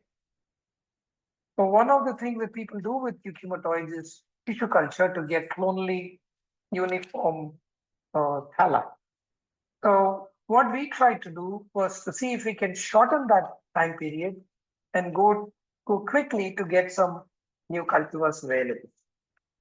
So for achieving that, we irradiated small 1 centimeter pieces of Capophycus alvarezi under UV for 2 or 4 minutes, and we let them recover in ideal conditions of 29 degrees centigrade and 12-hour day and night cycle. And once they had recovered and became healthy and started growing, we put them on a selection pressure of 32 degrees centigrade, which is a higher elevated temperature. We expect because of global warming, sea surface temperatures going up in the future. So we thought we would try and see if we can get a sturdy cultivar that could at least survive, if not grow at 32 degrees centigrade. We did see some of the mutants couldn't survive the higher temperature, but there were quite a few mutants that could survive the higher temperature for almost 45 days, continuously incubated at 32 degrees C. At the higher temperature, the growth rate was pretty limited, less than 1%, but we did get survival. And then to increase biomass growth, we put them back at 29 degrees C under ideal conditions, and we were able to expand the biomass for getting it into a cultivar to grow high in the ocean. So we wanted to verify whether we are working with a legitimate mutant or some kind of chimera that has some strange phenotype.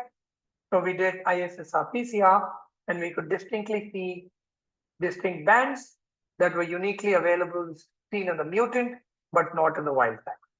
So this confirmed to us that we are working with genuine mutants, and we are working to expand these mutants to larger quantities so we can try in an ocean farm. So these are some of the things that we have been working on at CSIC, and we believe that these are some of the approaches we can take for scaling up ocean farming for large scale cultivation. So we also have a lot of things to do. So we were working on low cost ocean farming devices, ocean farm monitoring devices, such as temperature and wave roughness and weather station. We are working on next gen automation for improved on-land performance of seeding and harvesting and processing. We are also working with collaborators to breed resilient and high-yielding varieties with different techniques. And my colleague Mahima would have already talked or will be talking in this conference about what we are looking at in the ocean while we are growing. And that will inform us on how we can improve crop protection and biosecurity strategies for large-scale seaweed farming. With that, I end my talk and open to any questions that you may have. And you can reach me at this email address. Thank you. Thank you, Dr. Narayana. So today we will pause for the first half round speakers, and in about 1.5 hours, we'll be return back for the next half session of this webinar. Thank you for all the invited speakers, and thank you for all the participants. Thank you.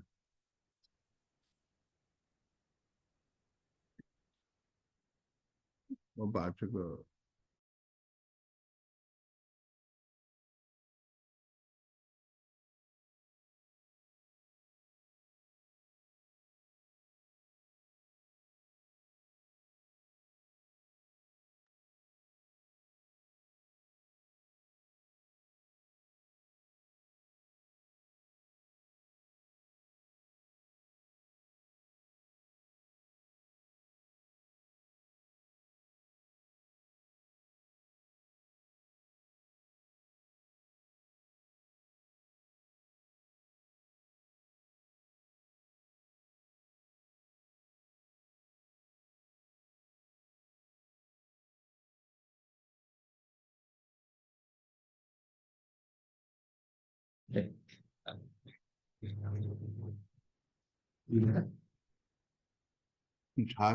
Dan selamat Hello? siang peserta semua.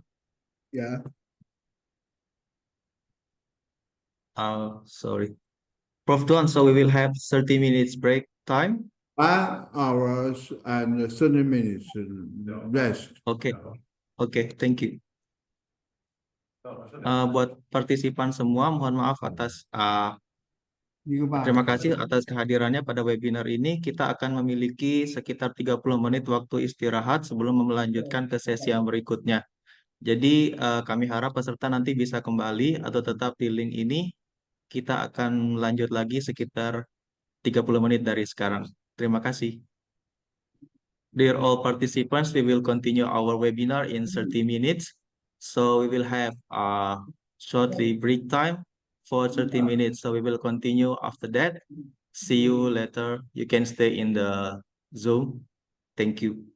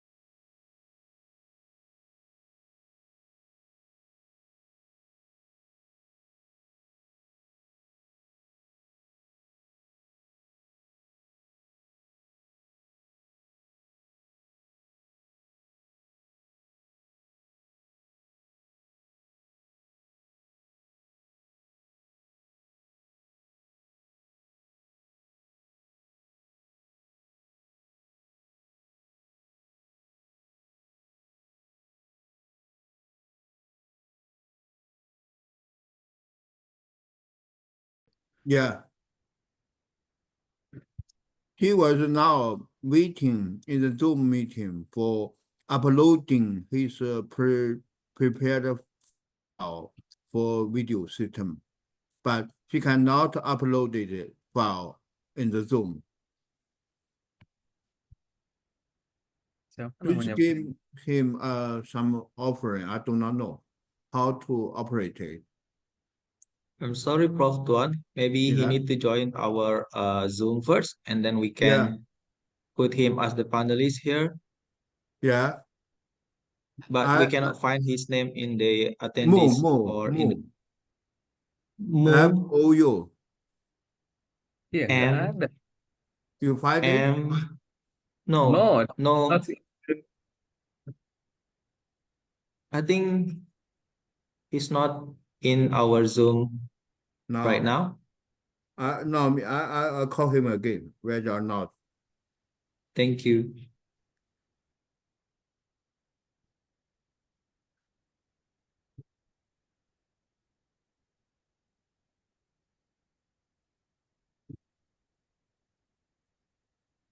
喂，你进了周盟里面了，你根本就没进去啊，好像。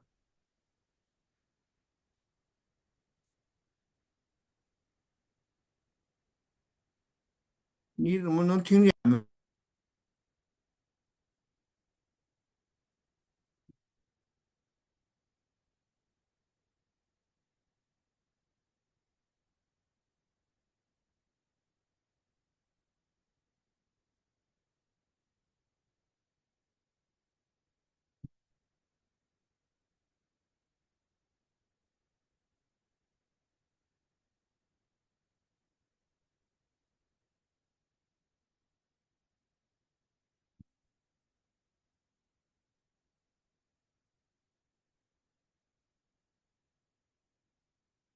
？Prof. Duan, what about if we replace with Dr. Eka first and then Prof. Mu will present later?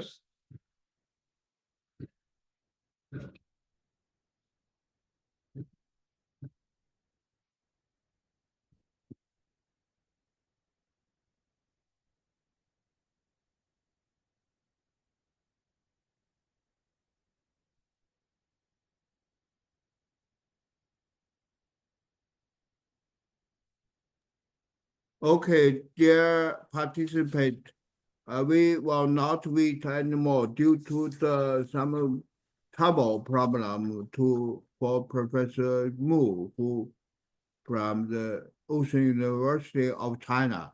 We have to move the second speaker, Dr. Ika, who Yeah. is a researcher and lecturer from the University of Mataram, which is located in Lombok State, Indonesia. Currently, Dr. Ika is the director of the unit for integrated lab and research facilities. Either he is the head of the Research Center for Algae Biotechnology and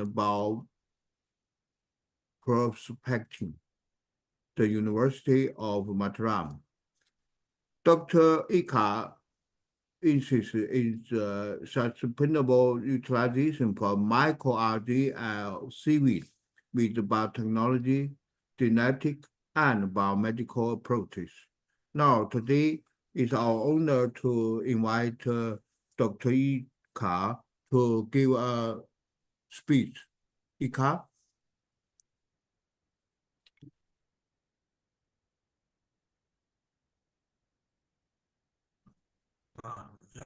Good afternoon.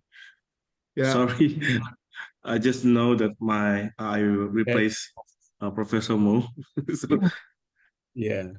Sorry, okay. Prof. Yeah. It's okay, Pauji. Thank you very much. Thank you very much, Prof. Delinduan, for inviting me, giving me the chance to present it today, and it's very honored to be invited in this forum and meeting with Pauji and other colleagues from BRIN and colleagues from IOCAS and also all the audience for today. So I will just directly share my slide.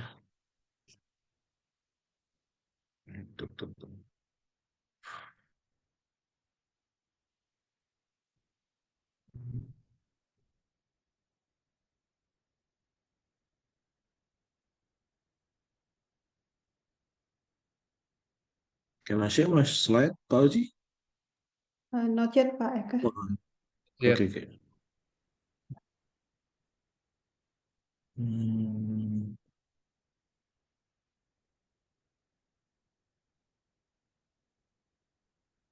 Can you see it now? Yes, it's already. Okay. The full screen.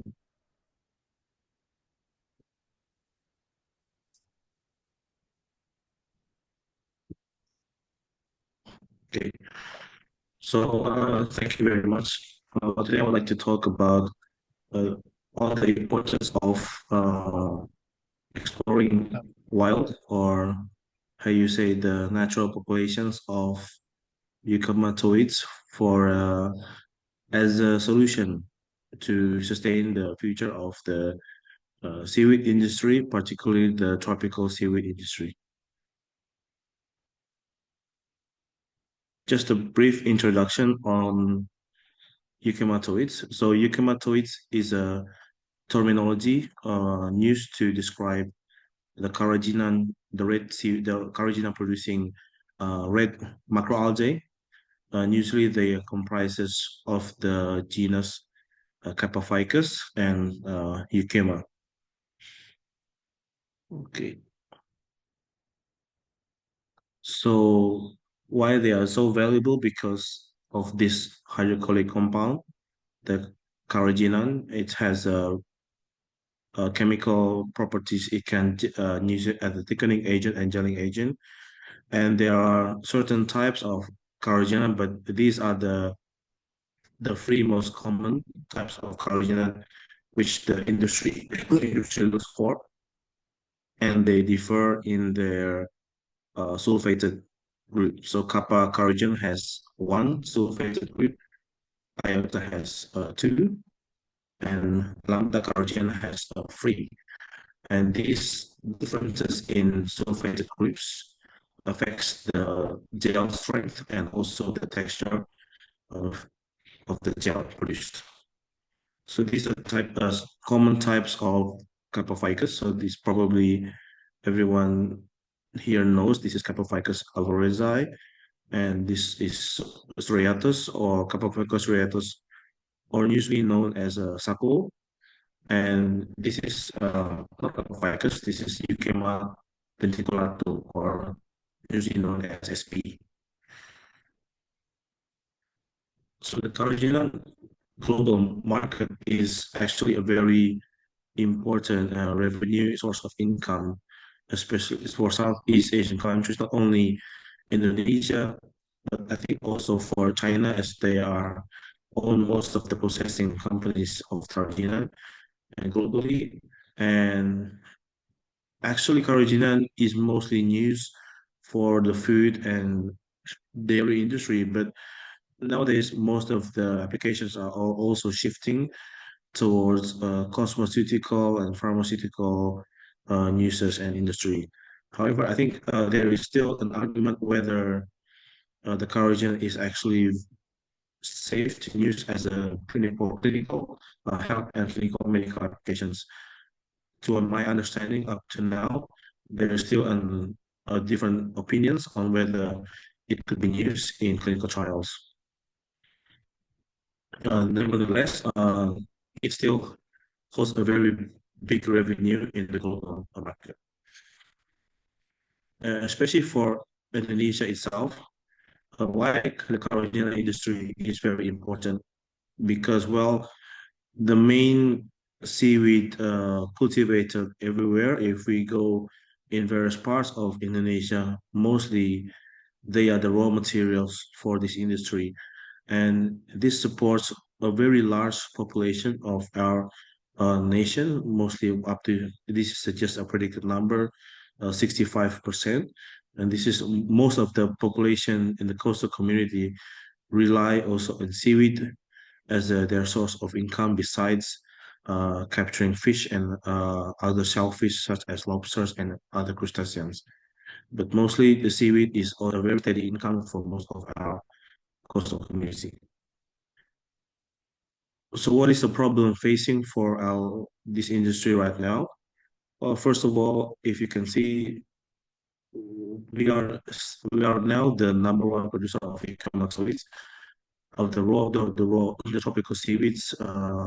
However, as you can see, there is a drop here when we are approaching 2000, and I think now is also steadily decreasing, and this we can see by the production in various regions in Indonesia is also decreasing. And this is a very big problem for our industry in terms of the whole seaweed industry. Well, and there is various challenges to this. This is a very complex problem. That's why this should be discussed and resolved by various interdisciplinary uh, research fields, not only scientific and technology, but also there are lots of social aspects contributing to these problems. Well, one of the major ones is what the physical chemical problem is the climate change effects, which affects these biotic and abiotic properties of growing seaweeds, which eventually causes decrease of the growth rate, but also the propagation practices which our farmers use by fragmentation and vegetative propagation also contributes to this decreased growth rate. So as you can see, most of our seaweeds grown everywhere now, especially in certain times of the year, would have heavy disease like this, whether it's from epiphytes and other bacterial pathogens. So there are some solutions, but one here I would like to propose is what we are also looking into. And just because my background is mostly about biotechnology, so I find this very interesting in exploring the wild ecomatoids in our region. So mostly the region where our university is located in Lombok. This is a part of the Nusa Tenggara region, where the Nusa Tenggara region is divided by two: the West Nusa Tenggara, which is comprised of by Lombok and Sumbawa Island, and East Nusa Tenggara is the one where there's Sumba and Timor and Flores. We're very closely uh, related geographically, but sometimes there are very different characteristics of our marine resources. So for determining wild ecomatoids, we cannot rely on morphological features. That's why we use the approach for molecular identification and DNA sequencing. And for this one also, we are working together with Professor Maki Roleda from University of Philippines and to build a seed bank. But this is not an easy task, and I know some of our colleagues also from Brain also and some C6 also are talking about this. But I think there is not a standardized method of doing this feedback, but I think Prof. Reda has done a very good job in his laboratory to maintaining his own seed bank. So hopefully, more of us can follow his success to building our own Pokemon seed bank, because this is very important, especially if we want to know the biodiversity status of our own region. And also, we also have to consider on having the herbarium of each specimen we collected. So if you want to look at the morphological only, it's very difficult to claim whether it's a different species or it's the same species. So just this as an example, these are all the Euchema denticulatum we collected in Lombok and Sumbawa Island.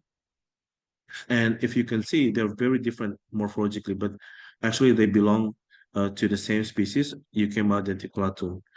And these are all wild, they are non-cultivated species, but as you can see, this one actually looks very similar to the SP, the cultivated strain. And yep, when we confirmed with the COX-2 free spacer gene. It clustered together with the reference sequences we can find from the NCBI gene bank. So what we noticed is Indonesia, and I'm not sure about Indonesia yet, but the Nusa Tenggara region has a very large diversity of these Euchema denticulatum species, and mostly are still unexplored, and especially about their other potential, probably regarding not the hydrocolloids, but other probably some industrial application which has not yet been researched and discovered. Not only Euchema, but also we managed to actually accidentally found a wild cup of ficus, and this we published together with our colleagues with a compiled population of other cup of ficus from various parts of the other countries. And but for this one, we only found two specimens and it as KSP1, and it clustered differently compared to the Striatus and Alvarezi. So, and also Malaysianus, and of course, it is not Hikema denticulatum. And confirming with other markers like RBCL, COX2, and COX3, it also formed a different cluster compared to the other Capophycus species. So this is the species we have found, and it's actually looks similar to the Euchema denticulatum, but it has spines in the tally, but it turned out to be Capophycus. And once we found it in the wild, it actually was brown pale. And now we are trying to evaluate its growth. And as you can see, when you grow the seaweeds at different areas of the ocean, sometimes it can easily change color. Its photosynthetic pigments already change a bit darker, and this is very common in these euchematoids. Well, what we notice is now what we're evaluating is growth rate is quite good, and it becomes more thicker when we moved it to another area. And so this series, why it's important to at least try to grow it in another area. Sometimes there are certain parts of the ecosystem that gives the series probably good ecological service, and it could support its robust growth. And now for this one, the growth rate is actually very high. I'm not sure it could be high, continue high, but it did reach at least 5 to 6% daily growth rate. But we are not sure yet about the biochemical properties. That is something we are looking into now because we have enough yield to do the analysis. Another possible new haplotype is the Kappa-Ficus sp2. This one we also haven't got a name yet. And this one, we saw it lots of associating with corals. And this also forms a separate clade compared to Alvareza and Striatus and the other Capophycus, inermis and Malaysianus. This was with and when we see the haplotype network, we could see that it formed a different haplotype network compared to its other Capophycus species. So why exploring these wild Capophycus also is very important because these species they tend to have adaptability to the natural condition, the current climate condition. So we are also not sure yet where they originated from, but at least when they are adapting in the wild, adapting in its natural population, and they can possibly produce spores. So we also found the fertile form of the KSB2 and tried to isolate the spores, the carpospores, and also the tetraspores. Just a background of the life cycle of the hematoids is considering spore production, spore culture is very important as what we have learned from Prof. Mikey Roleda, that when we look into the life cycle of the hematoids, if we produce from spores, that this makes it a complete new individual compared to depending on its fragmentation. So the fragmentation here is the most common practice which is done in seaweed farms, and whether it is macropropagation done by the seaweed farmers or whether it's tissue culture in the micropropagation, it is actually still the same individual, so it's not a new. So that's why probably sometimes producing new strains in this methodology doesn't actually contribute to its growth characteristics.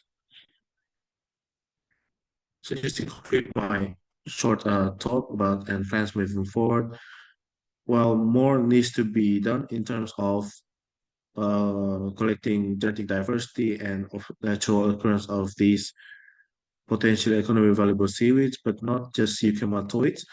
We should also use these biotechnological and molecular approaches to look for other potential economically valuable seaweeds.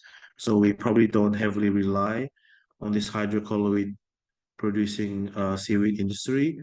And of course, more needs to be done to understand the ecological services with supporting this healthy growth for seaweeds.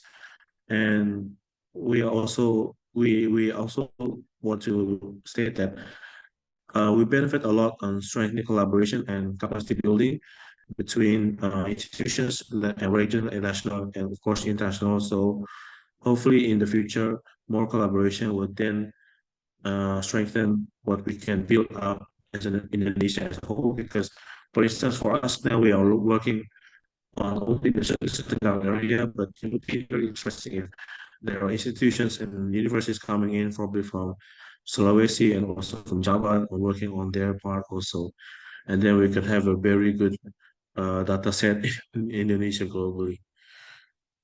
And just to conclude my talk and thank all my students and lab technicians because most of them are doing the work and field workers and also collaborators from various institutions, including BRIN. Thank you very much. Good afternoon.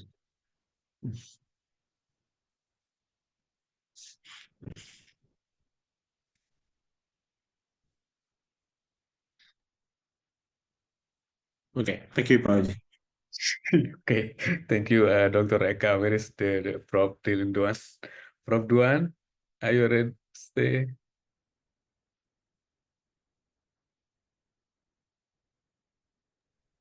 Sorry. Yeah, okay.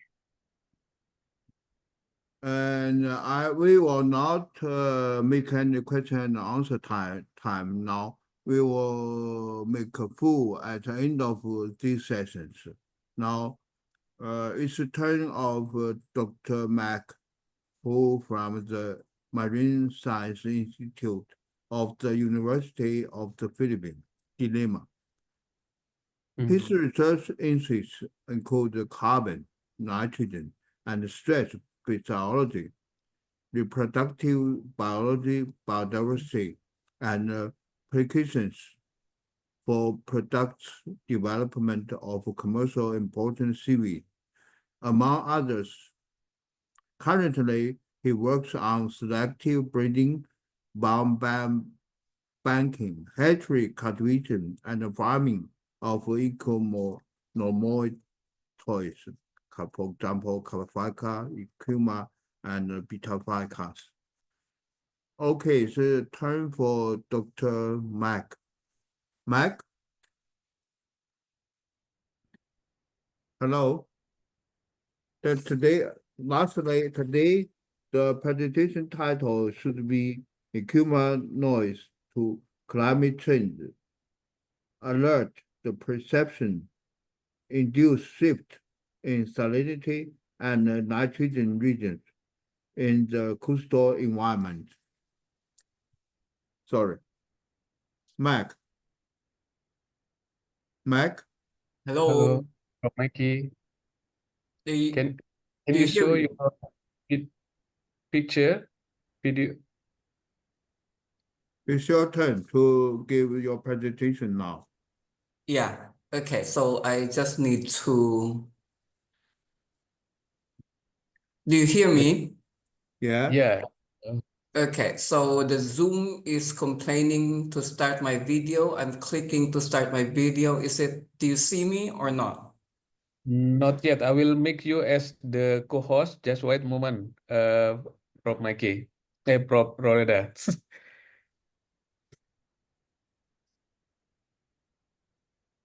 I'm okay now here. Prof Duan, can you show Yeah. your I picture? can, you mean my photo now? Yeah. Yeah. I think No, wait a minute. Yeah, I'm okay now. yes. Yeah. No problem, yeah?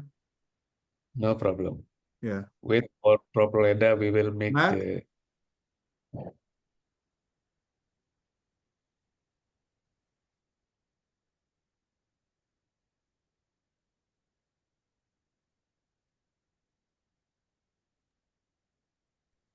Mac? Hello. Prof Roleda, I think you can show your video now, right? Can Yeah. just click the.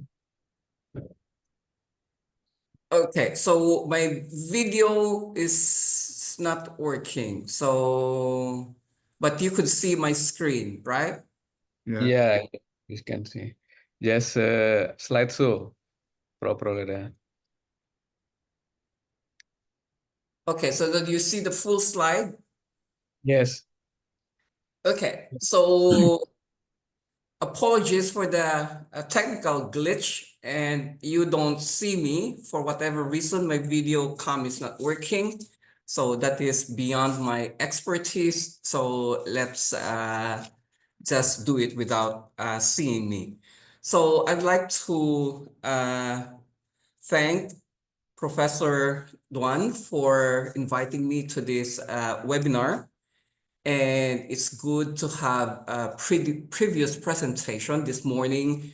Laila Hayashi was talking about rainfall precipitation as one of the environmental factors. And then this afternoon, Doc Eka discussed about the biobanking and also about the term eucumatoids referring to different carrageenan-producing seaweed species. So I don't need to give another introduction on what eucumatoids are. So for this presentation, I will be presenting the work of my laboratory, the Algae Lab, looking into the effects of global climate change stressors on eucumatoid seaweeds, specifically on precipitation-induced change in salinity and nutrient regimes. Okay, so eucumatoid farming provide financial security to coastal inhabitants as it creates alternative and additional livelihood aside from fishing to fishermen. And so this activity is very important for the economy of coastal municipalities. So in the Philippines, seaweed farming is either done offshore, so in deeper parts of the coast, in floating long lines. So this could be ranging from 5 to 10 meters in depth, or near shore in the intertidal flat using fixed off-bottom structure, and the crabs, the seaweed, the eucumatoids could be exposed to air during lowest low tide and subjected to the elements. The global eucumatoid production, as we all know it, is dominated by Indonesia, which takes up about 79% of the pie. And Philippines is a far second, contributing only to about 16%. And the total production, as we look at the right-hand side panel of this slide, has been decreasing since 2015. So for the Philippines, seaweed is the major product that contribute to our aquaculture production. So this contributes about 71% compared to the other aquaculture commodities. As we see in the right-hand side panel of this slide, seaweed is the only plant-based commodity that compose of the top 10 production. And for the Philippines, seaweed farming occur almost all throughout the Philippine archipelago. But you could see here that most of the seaweed farms are located in the Visayas and Mindanao region, which is basically the central and the southern part of the Philippines, respectively. And associated with seaweed farming are the following threats. No? So we know, and Dr. Eka discussed about some of these problems on pests and diseases. So we have epiphytes, this filamentous epiphytic algae, and also ice disease. And global climate change stressor like rising sea surface temperature and the associated increase in precipitation. So this is a map from IPCC looking at the climate change impact on precipitation. And you could see here that the Southeast Asia will see an increase in precipitation. No? So we are expecting that precipitation will be affected. And relative to the Philippines, so we have 3 types of climate in the Philippines. So we have type 1 climate, wherein we have a pronounced dry and wet season. And then type 2 climate, wherein there is no dry season. So almost constant rainfall with minimum and maximum rainfall, no? But no dry season. And then type 3 climate, wherein there is no very pronounced maximum rain period. And also we have the type 4 climate, wherein rainfall is more or less evenly distributed throughout the year. And this is color coded, as you can see here in the right-hand side of the of this slide.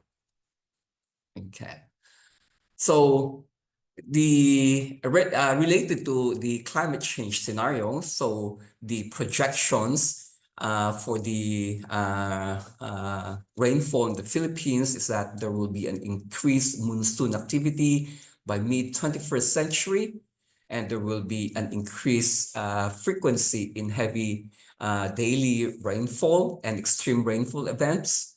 And there will be prominent rainfall in the northwestern and midwestern part and eastern coast part of the Philippines, as shown in this circled islands in the right-hand side photo of this slide. And if we try to superimpose the climate projections in the Philippines in this left-hand side panel with lot of the seaweed farming areas in the Philippines, in the right-hand side panel, we could see that there are several farming areas as denoted by these green dots that could be affected by increasing precipitation. Okay, so and with an extreme precipitation event, it is expected that there will be increase in flooding and runoff carrying sediments, no? And submarine groundwater discharge will also increase, and there will be consequent increase in nutrients, primarily macronutrients, nitrogen and phosphorus, and consequent decrease in salinity. So these changes could potentially affect seaweed farming activities along the coast. And for this reason, we work on how does the change in salinity and nutrient regime brought about by the changes in precipitation could affect different eukymatoid species as shown in this slide. We investigated the 3 primarily cultivated eukymatoids, the Capophycus alvarezii on the left-hand side photo, Capophycus striatus in the middle, and the Eucumatin tuculatum on the right-hand side. So seaweed physiology could basically be affected when there is an increase in nutrient and associated change in salinity, no? So if there's a change in salinity, there's change in the ion concentration, and it could affect the osmotic pressure of the plant, and increase in different species of nitrogen, for example, ammonium and nitrate and phosphate, could potentially have an impact on the metabolism and consequently the growth of the seaweed. So theoretically, an increase in nutrients could basically act as an osmolyte that is essential, that could have a short-term osmoregulation function for macroalgae.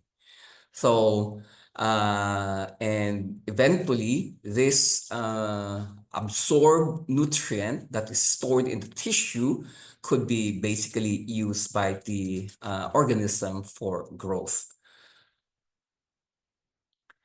And to test our hypothesis on the potential effect of change in salinity and consequent change in nutrient affect eukymatoids, we did this experiment, no, wherein we manipulated ambient seawater with nutrient-replete seawater, with nutrient-replete fresh water. So we use natural spring water that is nutrient-replete to reduce the salinity of ambient seawater. So the codes here on the left-hand side of the panel, which is LN, means low nutrient, HN means high nutrients, and the numbers there, 34, 30, 27, and 24, these are basically the salinity. And you could see here that different combination of low or high nutrient and different salinity will have a consequent different amount of nutrient concentration as shown in these different columns of nutrient, no? So you have phosphate, ammonium, nitrite, nitrate, and total N. So the low nutrient and high nutrient is basically a relative term, because low doesn't really mean deplete, but it's relatively low. As you could see here, you still have relatively high, I mean, not high, but enough nutrient in low nutrient category compared to your high nutrient category. So if we compare low nutrient 27 salinity compared to high nutrient 24 salinity, there is a significant difference in phosphate, but in terms of total N, it's only a difference of about 3 micromole of N. Okay, so this is just a relative terminology in terms of low nutrients and high nutrient. Okay, because the seawater, the ambient seawater, is already nutrient sufficient. And then when we diluted it with nutrient-replete fresh water, naturally the nutrient in the lower salinity will also increase. So these are the results, no? So for Capophycus alvarezii, exposed to different salinity and nutrient combination, you could see here that after 3 days, the highest growth rate was observed at high nutrient 24 salinity. So 24 salinity, that is like 10 salinity, 10 ppt lower than the ambient seawater, no? But you could see that it is higher compared to the ambient LN34 and the let me point you to this one. So this is the ambient seawater, okay? And then after 10 days, we could also see that under high nutrients, so relatively higher nutrients and lower salinity of 27 and 24 ppt, we observe higher growth rate. And in terms of nutrient uptake, we could also see here that highest nutrient uptake of all nutrient species investigated was highest also in the lower salinity with higher nutrient content. And also in the relatively lower nutrient and also lower salinity, the nutrient uptake is also high. And for Capophycus striatus, the same was observed. So higher growth rate under higher nutrient and low salinity. And then, sorry about that. And then after 10 days, growth rate was relatively equal across all treatment. And then in terms of nutrient uptake, you could also see that nutrient uptake is higher at low salinity and high nutrient, and also at lower nutrient 27 salinity. And for Eucuma denticulatum, the same was observed. As long as there is nutrient at a lower salinity, growth rate was higher. And this is observed during the 3rd day and the 10th day of the experiment. And same as with the nutrient uptake, we're in higher uptake of all nutrient, all investigated macronutrient was higher in lower salinity and high nutrient.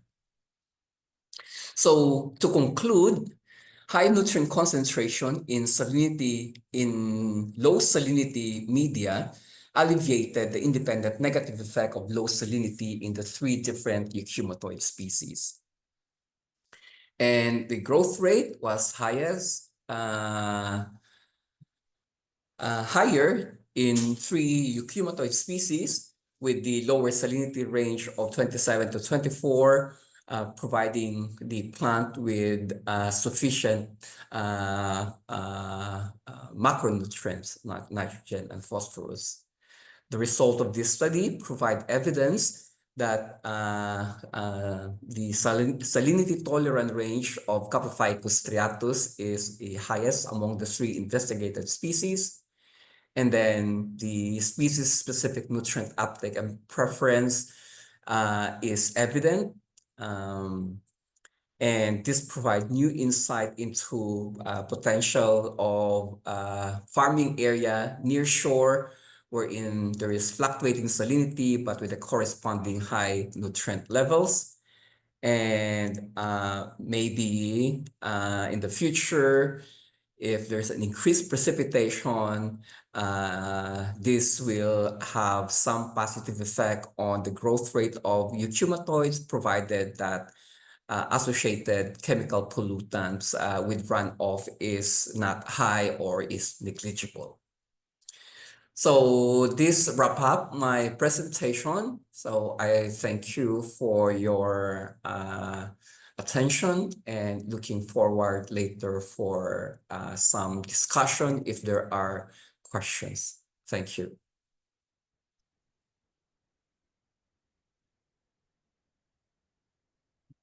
Thank you, Prof. Roleda. Prof. Duan, are you in Rome?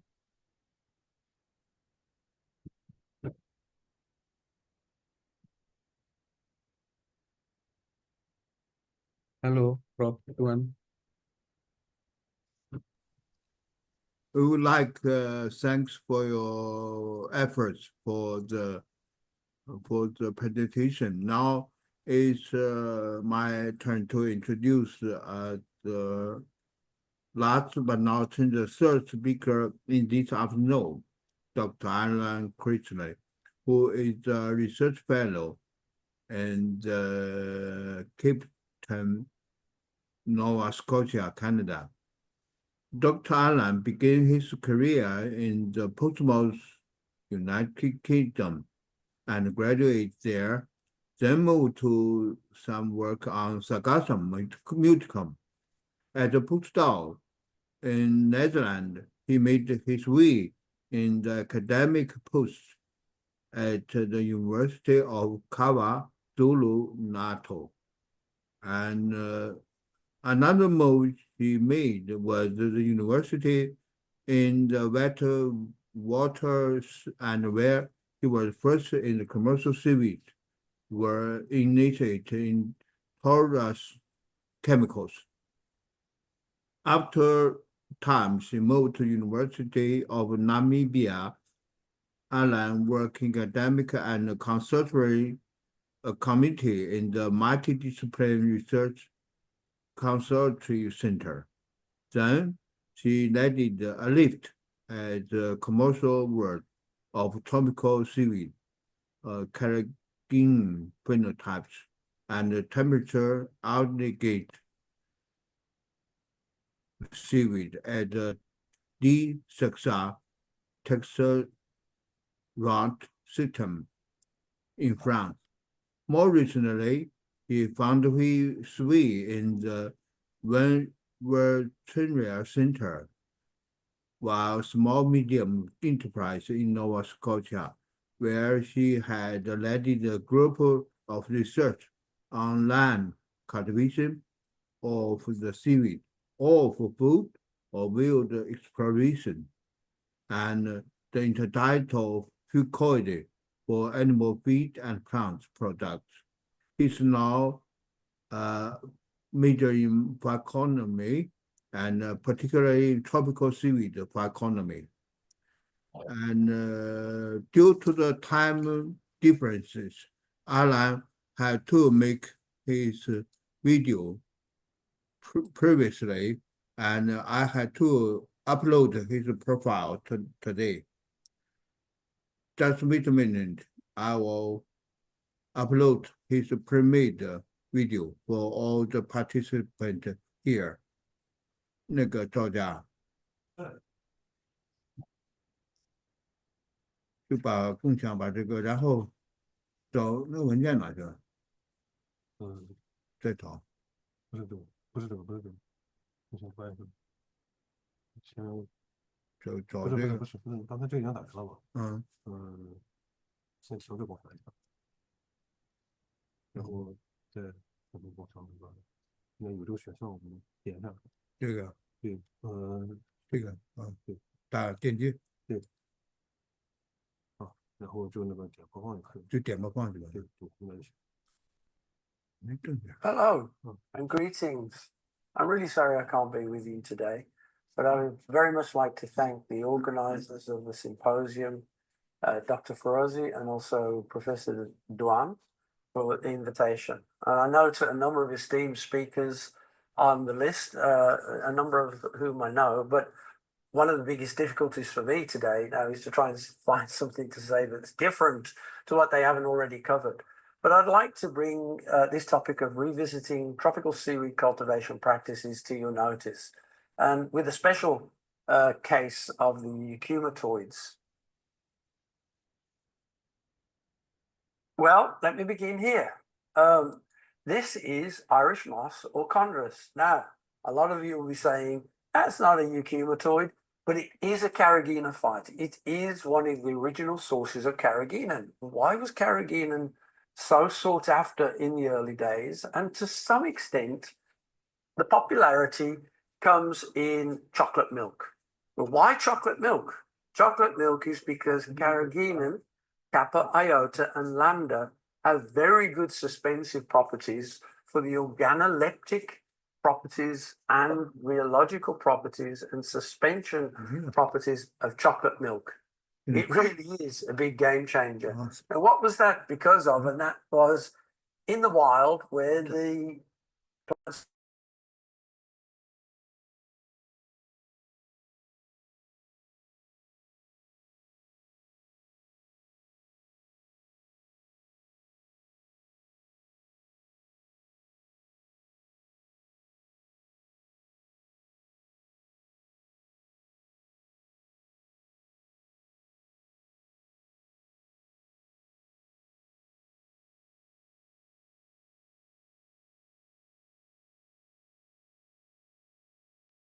What is here?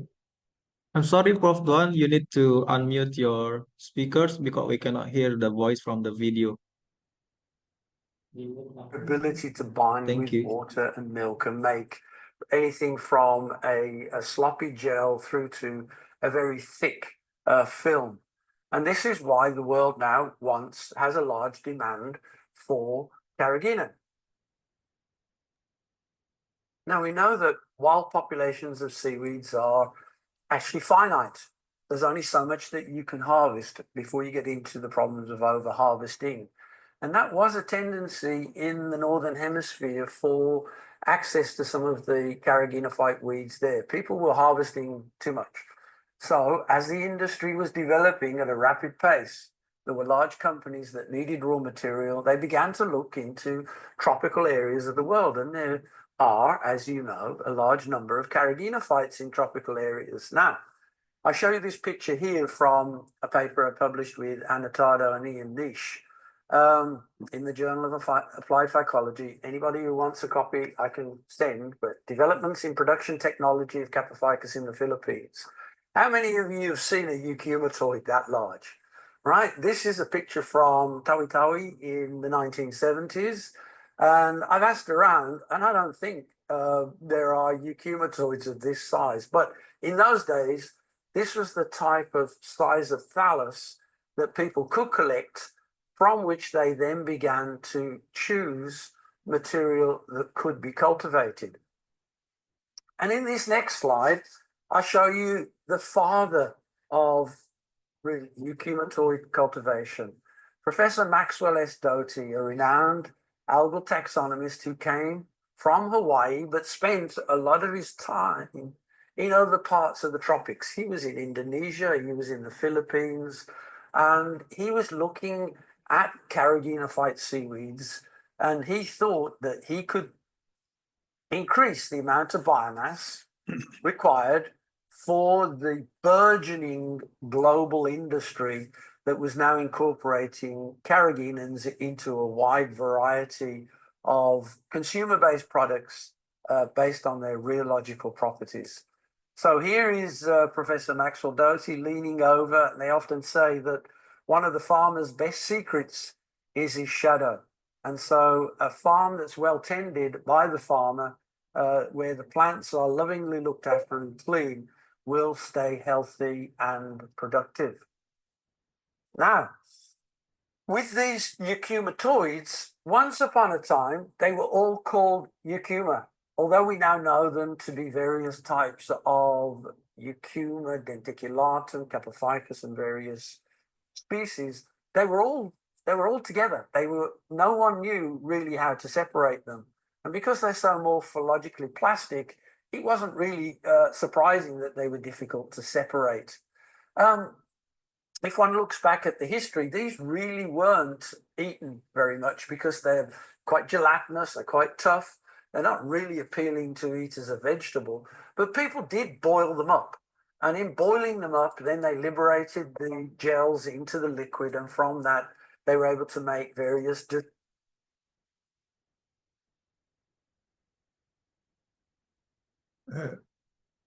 jellies and also things like blancmange.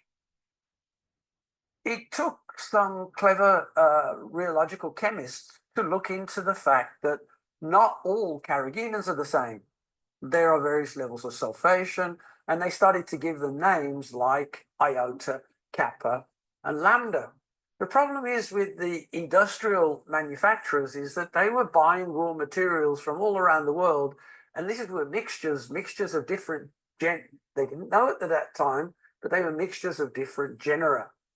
Anyway, commercial cultivars began to be known, and they were known as spinosum because it was a source of iota, and then catoni, which was a source of kappa. And there was then some discrimination and separation of these types in the farming areas, and they were farmed separately. And the processors were much happier because the process for recovery of iota carrageenan is somewhat different from the recovery of kappa carrageenan. When they're all mixed together, then they make a very difficult gel to extract. Now, as we have progressed commercially globally, there are actually more uses for kappa than iota. There are often some very distinct differences in prices between an iota carrageenan bearing seaweed and a kappa carrageenan bearing seaweed. But it's all based on what do they go into in the processed food market. And currently, and for a long time, the global demands are for the properties of kappa, which is a much firmer type of gel than although the iota is used a lot in toothpaste, and there's a lot of toothpaste in the world, kappa is still required on a larger scale, and therefore the prices paid for the raw material are higher. Now, Professor Doty was recruited by a company called Marine Colloids, and a number of people there loom large in the history, notably Ian Nish, who I mentioned earlier, and we'll mention maybe a little bit later, but also Vic Alvarez. And that name, Alvarez, you'll probably know that there is Kappa ficus alvarezii, and Professor Doty, out of respect for the work that Vic had done to assist him in developing cultivation techniques and tools, named Kappa ficus after him. Now, one of the things at that time to note is that perhaps the cultivation of the euchumatoids was too easy. You took a large thallus and you broke it into small parts, suspended each small part about 100 grams on a line, and then after 30, 45 days came back, and that was more than a kilogram in weight that was then harvested. Very repetitive, very simple fragmentation, which led to widespread movement of the cultivars from the Philippines initially, then into Indonesia. Indonesia had its own cultivars as well, and then Malaysia, and then within the whole Coral Triangle, things began to get mixed up. But the farms began to spread like weeds, and I've used that term reservedly. But here's a really nice graphic done by Janine Brackel, and in 2021, the paper's there. We can provide these for those of you that would like to read them if necessary. But you can see there, right in the center is the Philippines, the source of materials, and from there things spread within the Coral Triangle, things spread to India, things spread to the west coast of Africa and Madagascar, and things spread into areas such as Panama and areas of the Caribbean. Virtually the whole circumtropical belt around the globe. Now, let me change things slightly and just introduce maybe a new term to some of you, maybe not to others, but phyconomy. Phyconomy, obviously, it's the prefix phyco meaning algae, and the onomy is the study of, but under the disciplines of agriculture. So phyconomy is a branch of applied phycology, but it is an art and a science applied to the technologies of production and yield of crops of algae. And this term was determined by Ian Nish and Anne Hazardo and I. We've published on it, and it seems to be well accepted. Let's look at industrial phyconomy, though. This is a production of large amounts of raw material which go into processing industries. And we know the eukumatoids, there's also the kelps and nori, and maybe in the future, in the bottom right-hand corner there, you'll see that although it's not real yet, there may well be these large floating offshore farms which will be the site of production of various types of seaweeds in the future. So we've got marine phyconomy. It's mainly macroalgae in unmanaged flowing seawater. It makes it a lot of challenge. Agronomy, on the other hand, is mainly vascular plants in static and managed soils. And let's look at the farmers. These are the people producing the eukumatoids, producing the large amounts of seaweeds, and we refer to them as adaptive phyconomists, simply because everything that they do from the beginning, they've been doing it by trial and error, or as Ian would say, bricolage, and they've developed simple methods, and these have been refined by the farmers in the sea. Academics have come along to study this afterwards, but a large number of the biggest gains in productivity have been derived from the farmers themselves. So, phyconomy occurs in moving seawater, and this is really difficult to control. So phyconomists must adapt to that. And something I'm really quite proud of here is that a Tropical Phyconomy Coalition Development Workshop was held at UNAS in Makassar in July 2021. And as a lead up to that, at www.phyconomy.org, note that down, you'll find that each of the 26 chapters within the book that was published by Springer actually has a video by each of the world-renowned, respected authors, a number of whom are speaking at today's symposium. And as such, the World Bank became interested in producing a report on new and emerging markets. That was back in 2023. When the World Bank gets involved, then obviously you know that there's a business and there's money to be had. Now, they took a lot of data from the FAO, and the FAO published data on a regular basis, and they plotted the data based on production of seaweeds over a time scale of 1990 through to 2020. They also divided it into which are the most productive countries in the world. And there you can see China is by far the largest. And then we have production by Indonesia, Korea, the Philippines, and other Asian countries. The rest of the world, you can hardly see the line on there. But the interesting, this graph divides itself into three main phases.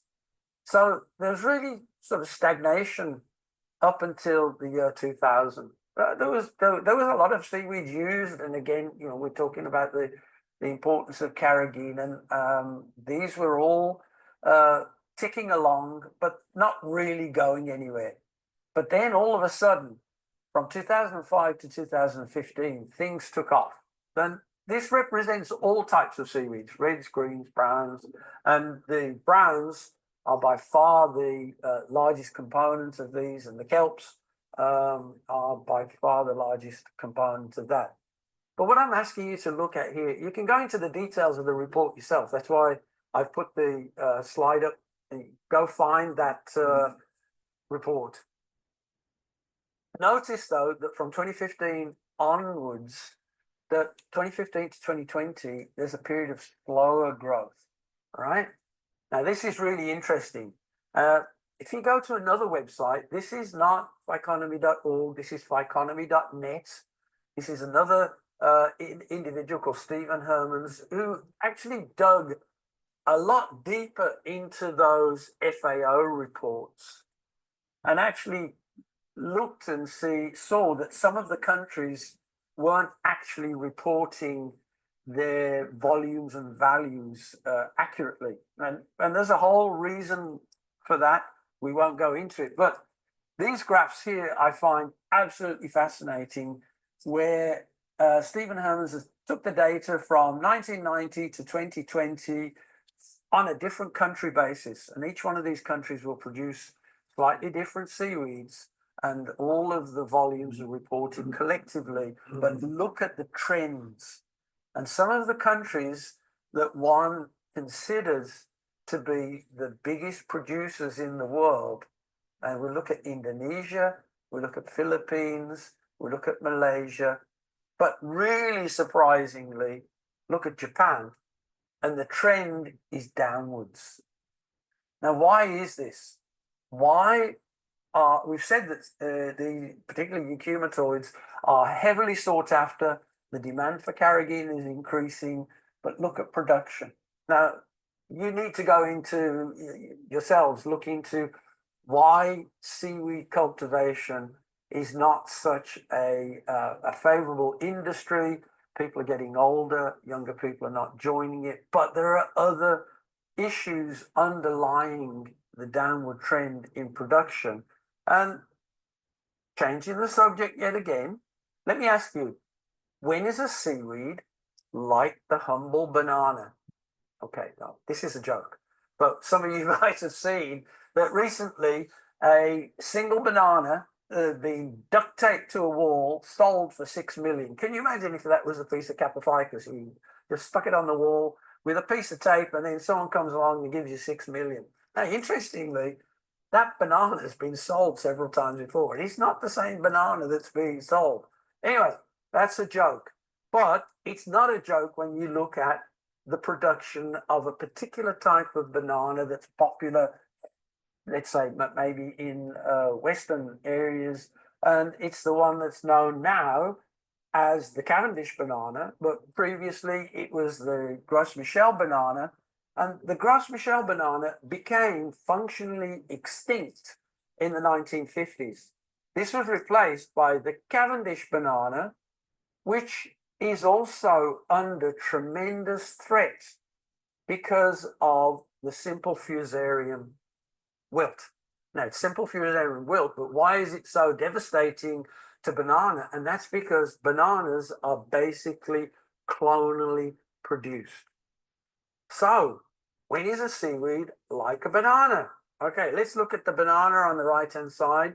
There is the near the extinction of that particular type of banana as we know it. I know that in Southeast Asia there are many more types of bananas, but this particular Cavendish is facing extinction for a second time. Why? Because it's clonally produced, it's monocropped, and it is the subject to viral, bacterial, and fungal attacks. Now, the other thing that often doesn't get reported is that there are tremendous negative human health issues associated with those chemical pesticides that are applied, and this is human birth defects and even people dying. Some of you may be aware of the sargassum seaweeds that are washing up on the shores in the Caribbean, and one of the reasons why that seemingly good biomass for biofertilizer isn't being used is because of the high level of pesticide residues which comes from the production of bananas. Check it out. Okay, so now let's compare that to the euchymatoids we've said before. They're like weeds. They're too easy to multiply. They're clonally produced. There is extensive monocropping. I showed you how it's spread around the world like a weed. There's a loss of seedling strain vigor, which has been reported. And there are now bacterial as well as boring epiphytes. Let's look at this. What am I talking about? Okay, I think you've all heard of ice in the euchymatoids, the whitening of the tips and then the dieback of the thallus. But there's also a phenomenon of other algae and also some animals like hydroids which live on the surface of the seaweed. And this reduces the effective surface area for gaseous exchange and also photosynthesis. And also this macroepiphytism causes discoloration, and also it reduces the value of the material for processing. There's also endophytes, and these are other algae which grow within the cortex. of the host. And then these cause weaknesses in the thallus breaks apart, the farmer goes back to his lines, and there's very little seaweed left on there. So there was a paper published by Bushman et al. Called Seaweed Production Overview, the Global State of Exploitation and Farming. And this really was a statement of, yeah, the world wants more seaweeds, but how are you going to get there? It performed a gap analysis and said that seaweeds can do many wonderful things, but the way that we cultivate seaweeds now needs to be changed. Now, cultivation of seaweeds versus cultivation of lands on plants, there are many common issues, and that's why we determined that why we made the term phyconomy. But seaweed farming really has a timeline of at most centuries. Man has been farming plants on land for millennia, but the same issues are now hitting seaweed crops as have been hitting land plants for a long time, such as disease and reduced productivity. So let's learn from land farming. Do not rely on monocrops. Monocrops means that pests and pathogens can develop and specialize quickly and have a tremendous effect over a large surface area. Also, don't have huge farms of one type of seaweed. Have smaller fields, and consider crop rotation. Don't just grow Capophycus alvarezii all the time in the same place. Consider also leaving areas fallow, and that means an area doesn't get farmed year after year after year. Now, these are easy things to say, they're not easy things to implement. Leave large areas untouched. So leave areas of wild seaweeds which are not interconnected with the seaweed farms, because these will be the resource banks of materials for the future. Precision phyconomy, as with agronomy, means the applications of tech on land, and this means the use of satellites and drones and phones and the internet. A lot of these concepts are well presented, I believe, in the paper I mentioned earlier. And then there is a real need for the established, well-funded, long-term dedicated institutes of phyconomy. And come back to the banana here. There are banana institutes around the world that study nothing other than the banana because of its commercial value.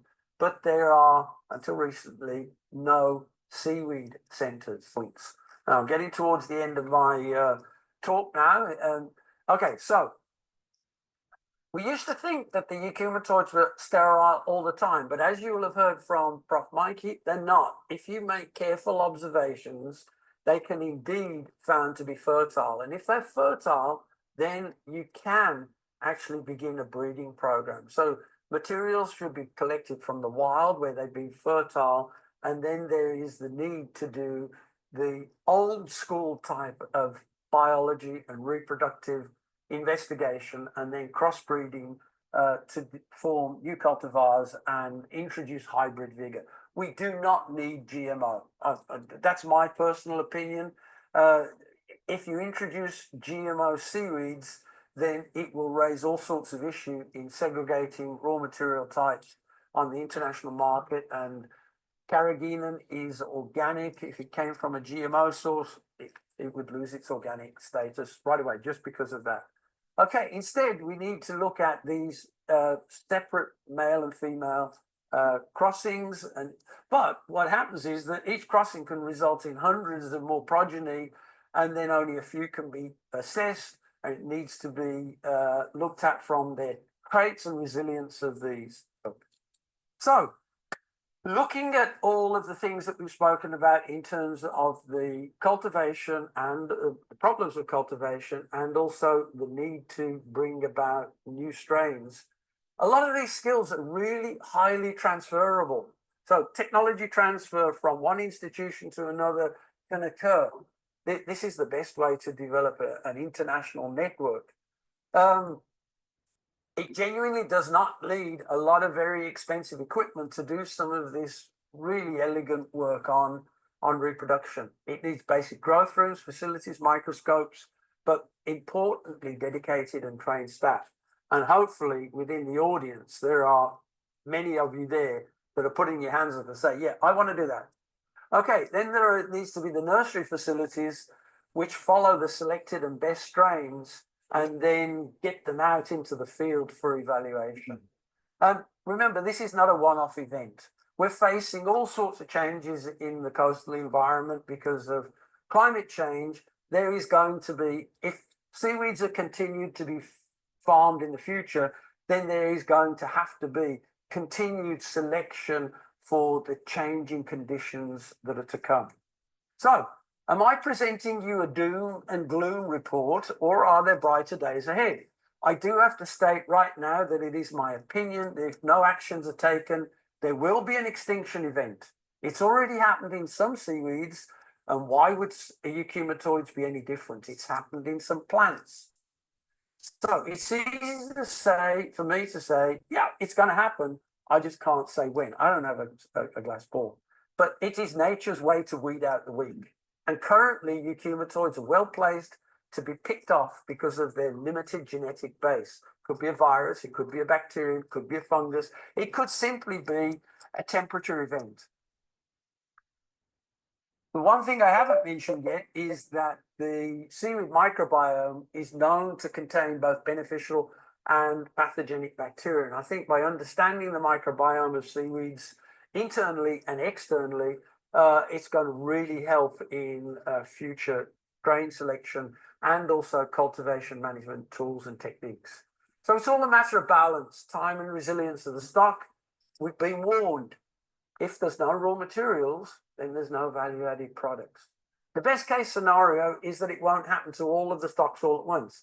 As I've said, the euchymatoids are now distributed around the world, but eventually these things, a lot of diseases and pathogens are cosmopolitan rather than restricted to one particular area. So help is at hand. The international community is prepared to unite and assist, and I'm really pleased. I applaud the announcement of the Indonesian International Tropical Seaweed Research Center. It's coming, today's symposium is coming from that center. I was fortunate to be able to visit in Lombok, and I'm really, really pleased to see what's going on there. Without the security of sustainable raw materials, there's going to be or the future of developing all of the wonderful value-added products that we hear about in the press are not going to happen. And partnering with experts from around the world will provide the necessary insights and ability to share new developments and best practices. So the rising tide indeed floats all boats. And here is the government announcing, the Indonesian government announcing the International Tropical Seaweed Research Center in Lombok at the World Water Forum in 2024. May it go on to great and further success. I'd like to thank Professor Duan and Dr. Ferozi again for your kind invitation to attend this seminar. I really appreciate it. All good luck to Dr. Ferozi at Bryn, the staff and students and the wider economic community. Also, the many speakers at today's meeting for unselfish collaboration. May the ITSRC at Bryn go from strength to strength. I think this is the way that big issues for euchymatoids will be resolved, by international collaboration. The floating tide will raise all boats, and I hope healthier seaweeds and a healthier industry too. Okay, that's the end of the talk. Thank you very much. But if there's time, this is back to the curious case of chondrus and chocolate milk. And there is a link back to the euchymatoids, because once upon a time, that chondrus was going to produce specialty carrageenans, and a company called Marine Colloids out of Maine in the US invested in the on-land cultivation of chondrus to produce lambda and iota, what they referred to then as specialty carrageenans, and they thought they were going to make lots of money. But unfortunately, what happened was that the cultivation of the Capophycus and euchuma in Southeast Asia became so successful, and the cost of the raw material went down so much that the cost of producing seaweeds on land was considered to be too great, And so the center would have closed down were it not for the fact that it was discovered that that Chondrus crispus could be converted into a food species, and the same material making 3 different colors. And Dr. Hayashi is now involved in producing other seaweeds at this center, which is a 7-hectare on-land farm, which came out of the fact that eukumatoids were more successful than Irish moss, but that Irish moss then became a food source in Japan. And I'll end the story there. Thank you very much for your attention. Okay. Well, there's just one last point to mention here. And I said I'd come back to the name Ian Nish. Ian Nish worked for Marine Colloids way back in the late 60s, 70s. And he helped build that on-land site for Chondrus. But as it became evident that the eukumatoids in Southeast Asia were interesting sources of carrageenan, he moved there working with Vic Alvarez and also working with Professor Maxwell Doty. And farming became a success, such that the center which he worked on for specialty carrageenans was no longer necessary. And that really is a big part of Ian's legacy and contributions to eukumatoid seaweeds. Thank you very much.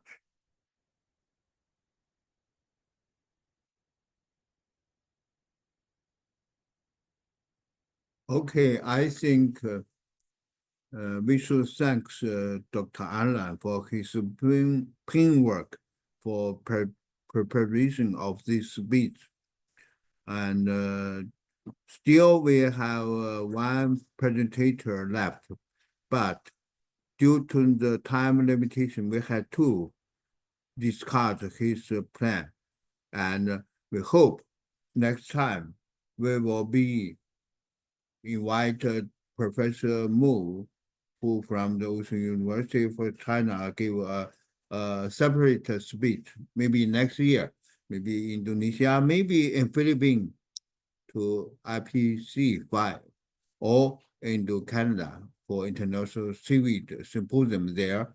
Anyway, today is our really honor to invited all the active speakers in this field to participate this symposium. And I hope in the future, most of us will be meet and exchange our ideas more smoothly and more frequently.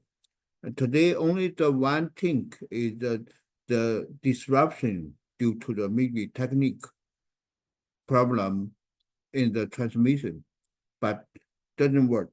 Okay. And today, finally, we would like invite Director Oates to give a general speech for conclusion. Oates. Duan, I think before closing, there is some Q&A. You saw in. There is someone was raise hand.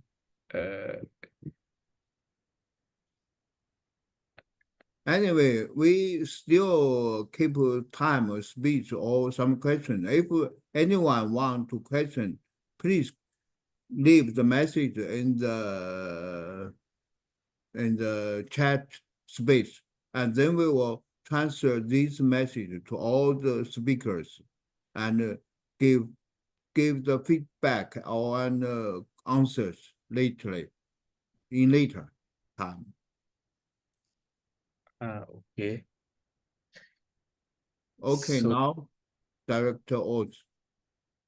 Okay, thank you, Professor Duan, for the time, and I really appreciate your effort to help this international symposium on tropical seaweed for the cultivation and also for the processing. And very unfortunately, one of our speaker, Professor Mao, cannot join our seminar because of technical problem. So, ladies and gentlemen, and very good afternoon. I hope that you still enthusiastic to after long listening and discussion with our speakers. And as we know that the seaweed, especially tropical seaweed, is one of our future for the blue economy. And however, we still face with several problem both in upstreaming and also in downstreaming process. For example, like how we can provide the superior seed and how to distribute the superior seed, the preferring the superior seed that are resistant and also the disease resistant and climate change also resistant. So today we have learned from our speaker both in the upstreaming side from Dr. Hayashi, from Mrs.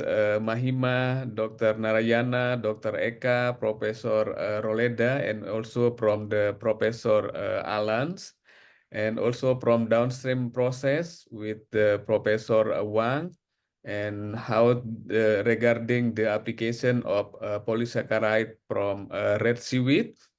And I hope that through this presentation from all of our expert speakers today, we can answer the several existing problem, both in downstreaming and also upstreaming process.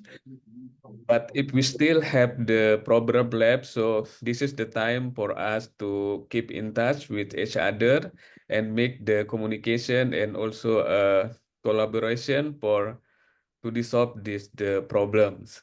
And I hope that we and Professor Dilinduan also will plan this seminar for the next years. And I hope to see you again in the next year. And once again, I really appreciate the expertise and share of our expertise. Professor Roleda, Dr. Eka, Dr. Narayana, Mrs. Mahima, and all of our speakers, and also to all of the very active participants, and also to all of our committee to make this symposium successfully. So I hope that we can mix next year again, and thank you very much for your attention. Finally, please open your face and we can take photos for some where if somewhere still there on the line. Please open your Unfortunately, I could not open my video for whatever technical reason. Sorry. yeah, it doesn't matter. If there are some possibilities, we can take somehow like group photos. Yeah, Mas Nopal, what about the others participants? They yeah. can... Other participants cannot have their face because they can All the open the video participants. Yeah. only for the panelists. Oh, okay. Uh-huh. Okay, thank you. Okay. Anyway, thank you for all the participants for today's seminar, for the meeting. And I hope next year we will prepare the third meeting on these topics. Yeah. And today we end up with the webinar or direct or now. Okay. Pardon? Shall we end up today's meeting now? Yeah, I think we can finish for this meeting, and Okay. perhaps we still keep in touch with all of us and see Yeah. you here. If anyone want to contact with any of us, please send email to us, yeah? And we will keep in contact to each other, yeah? Yeah, we had all list of the participants. I can share Yeah, you yeah, and for the others. yeah. And Director also can send all these participants address for everybody's connect. Okay. Okay. Okay. Thank you Now, very much, thank you for all of you. Yeah. Dr. Elinduan, Dr. Yeah. Narma, See you. Dr. Eka, Thank you, everybody. Bye. Yeah.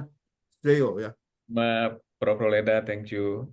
Yeah. Thank you. Bye. Bye bye. Good day.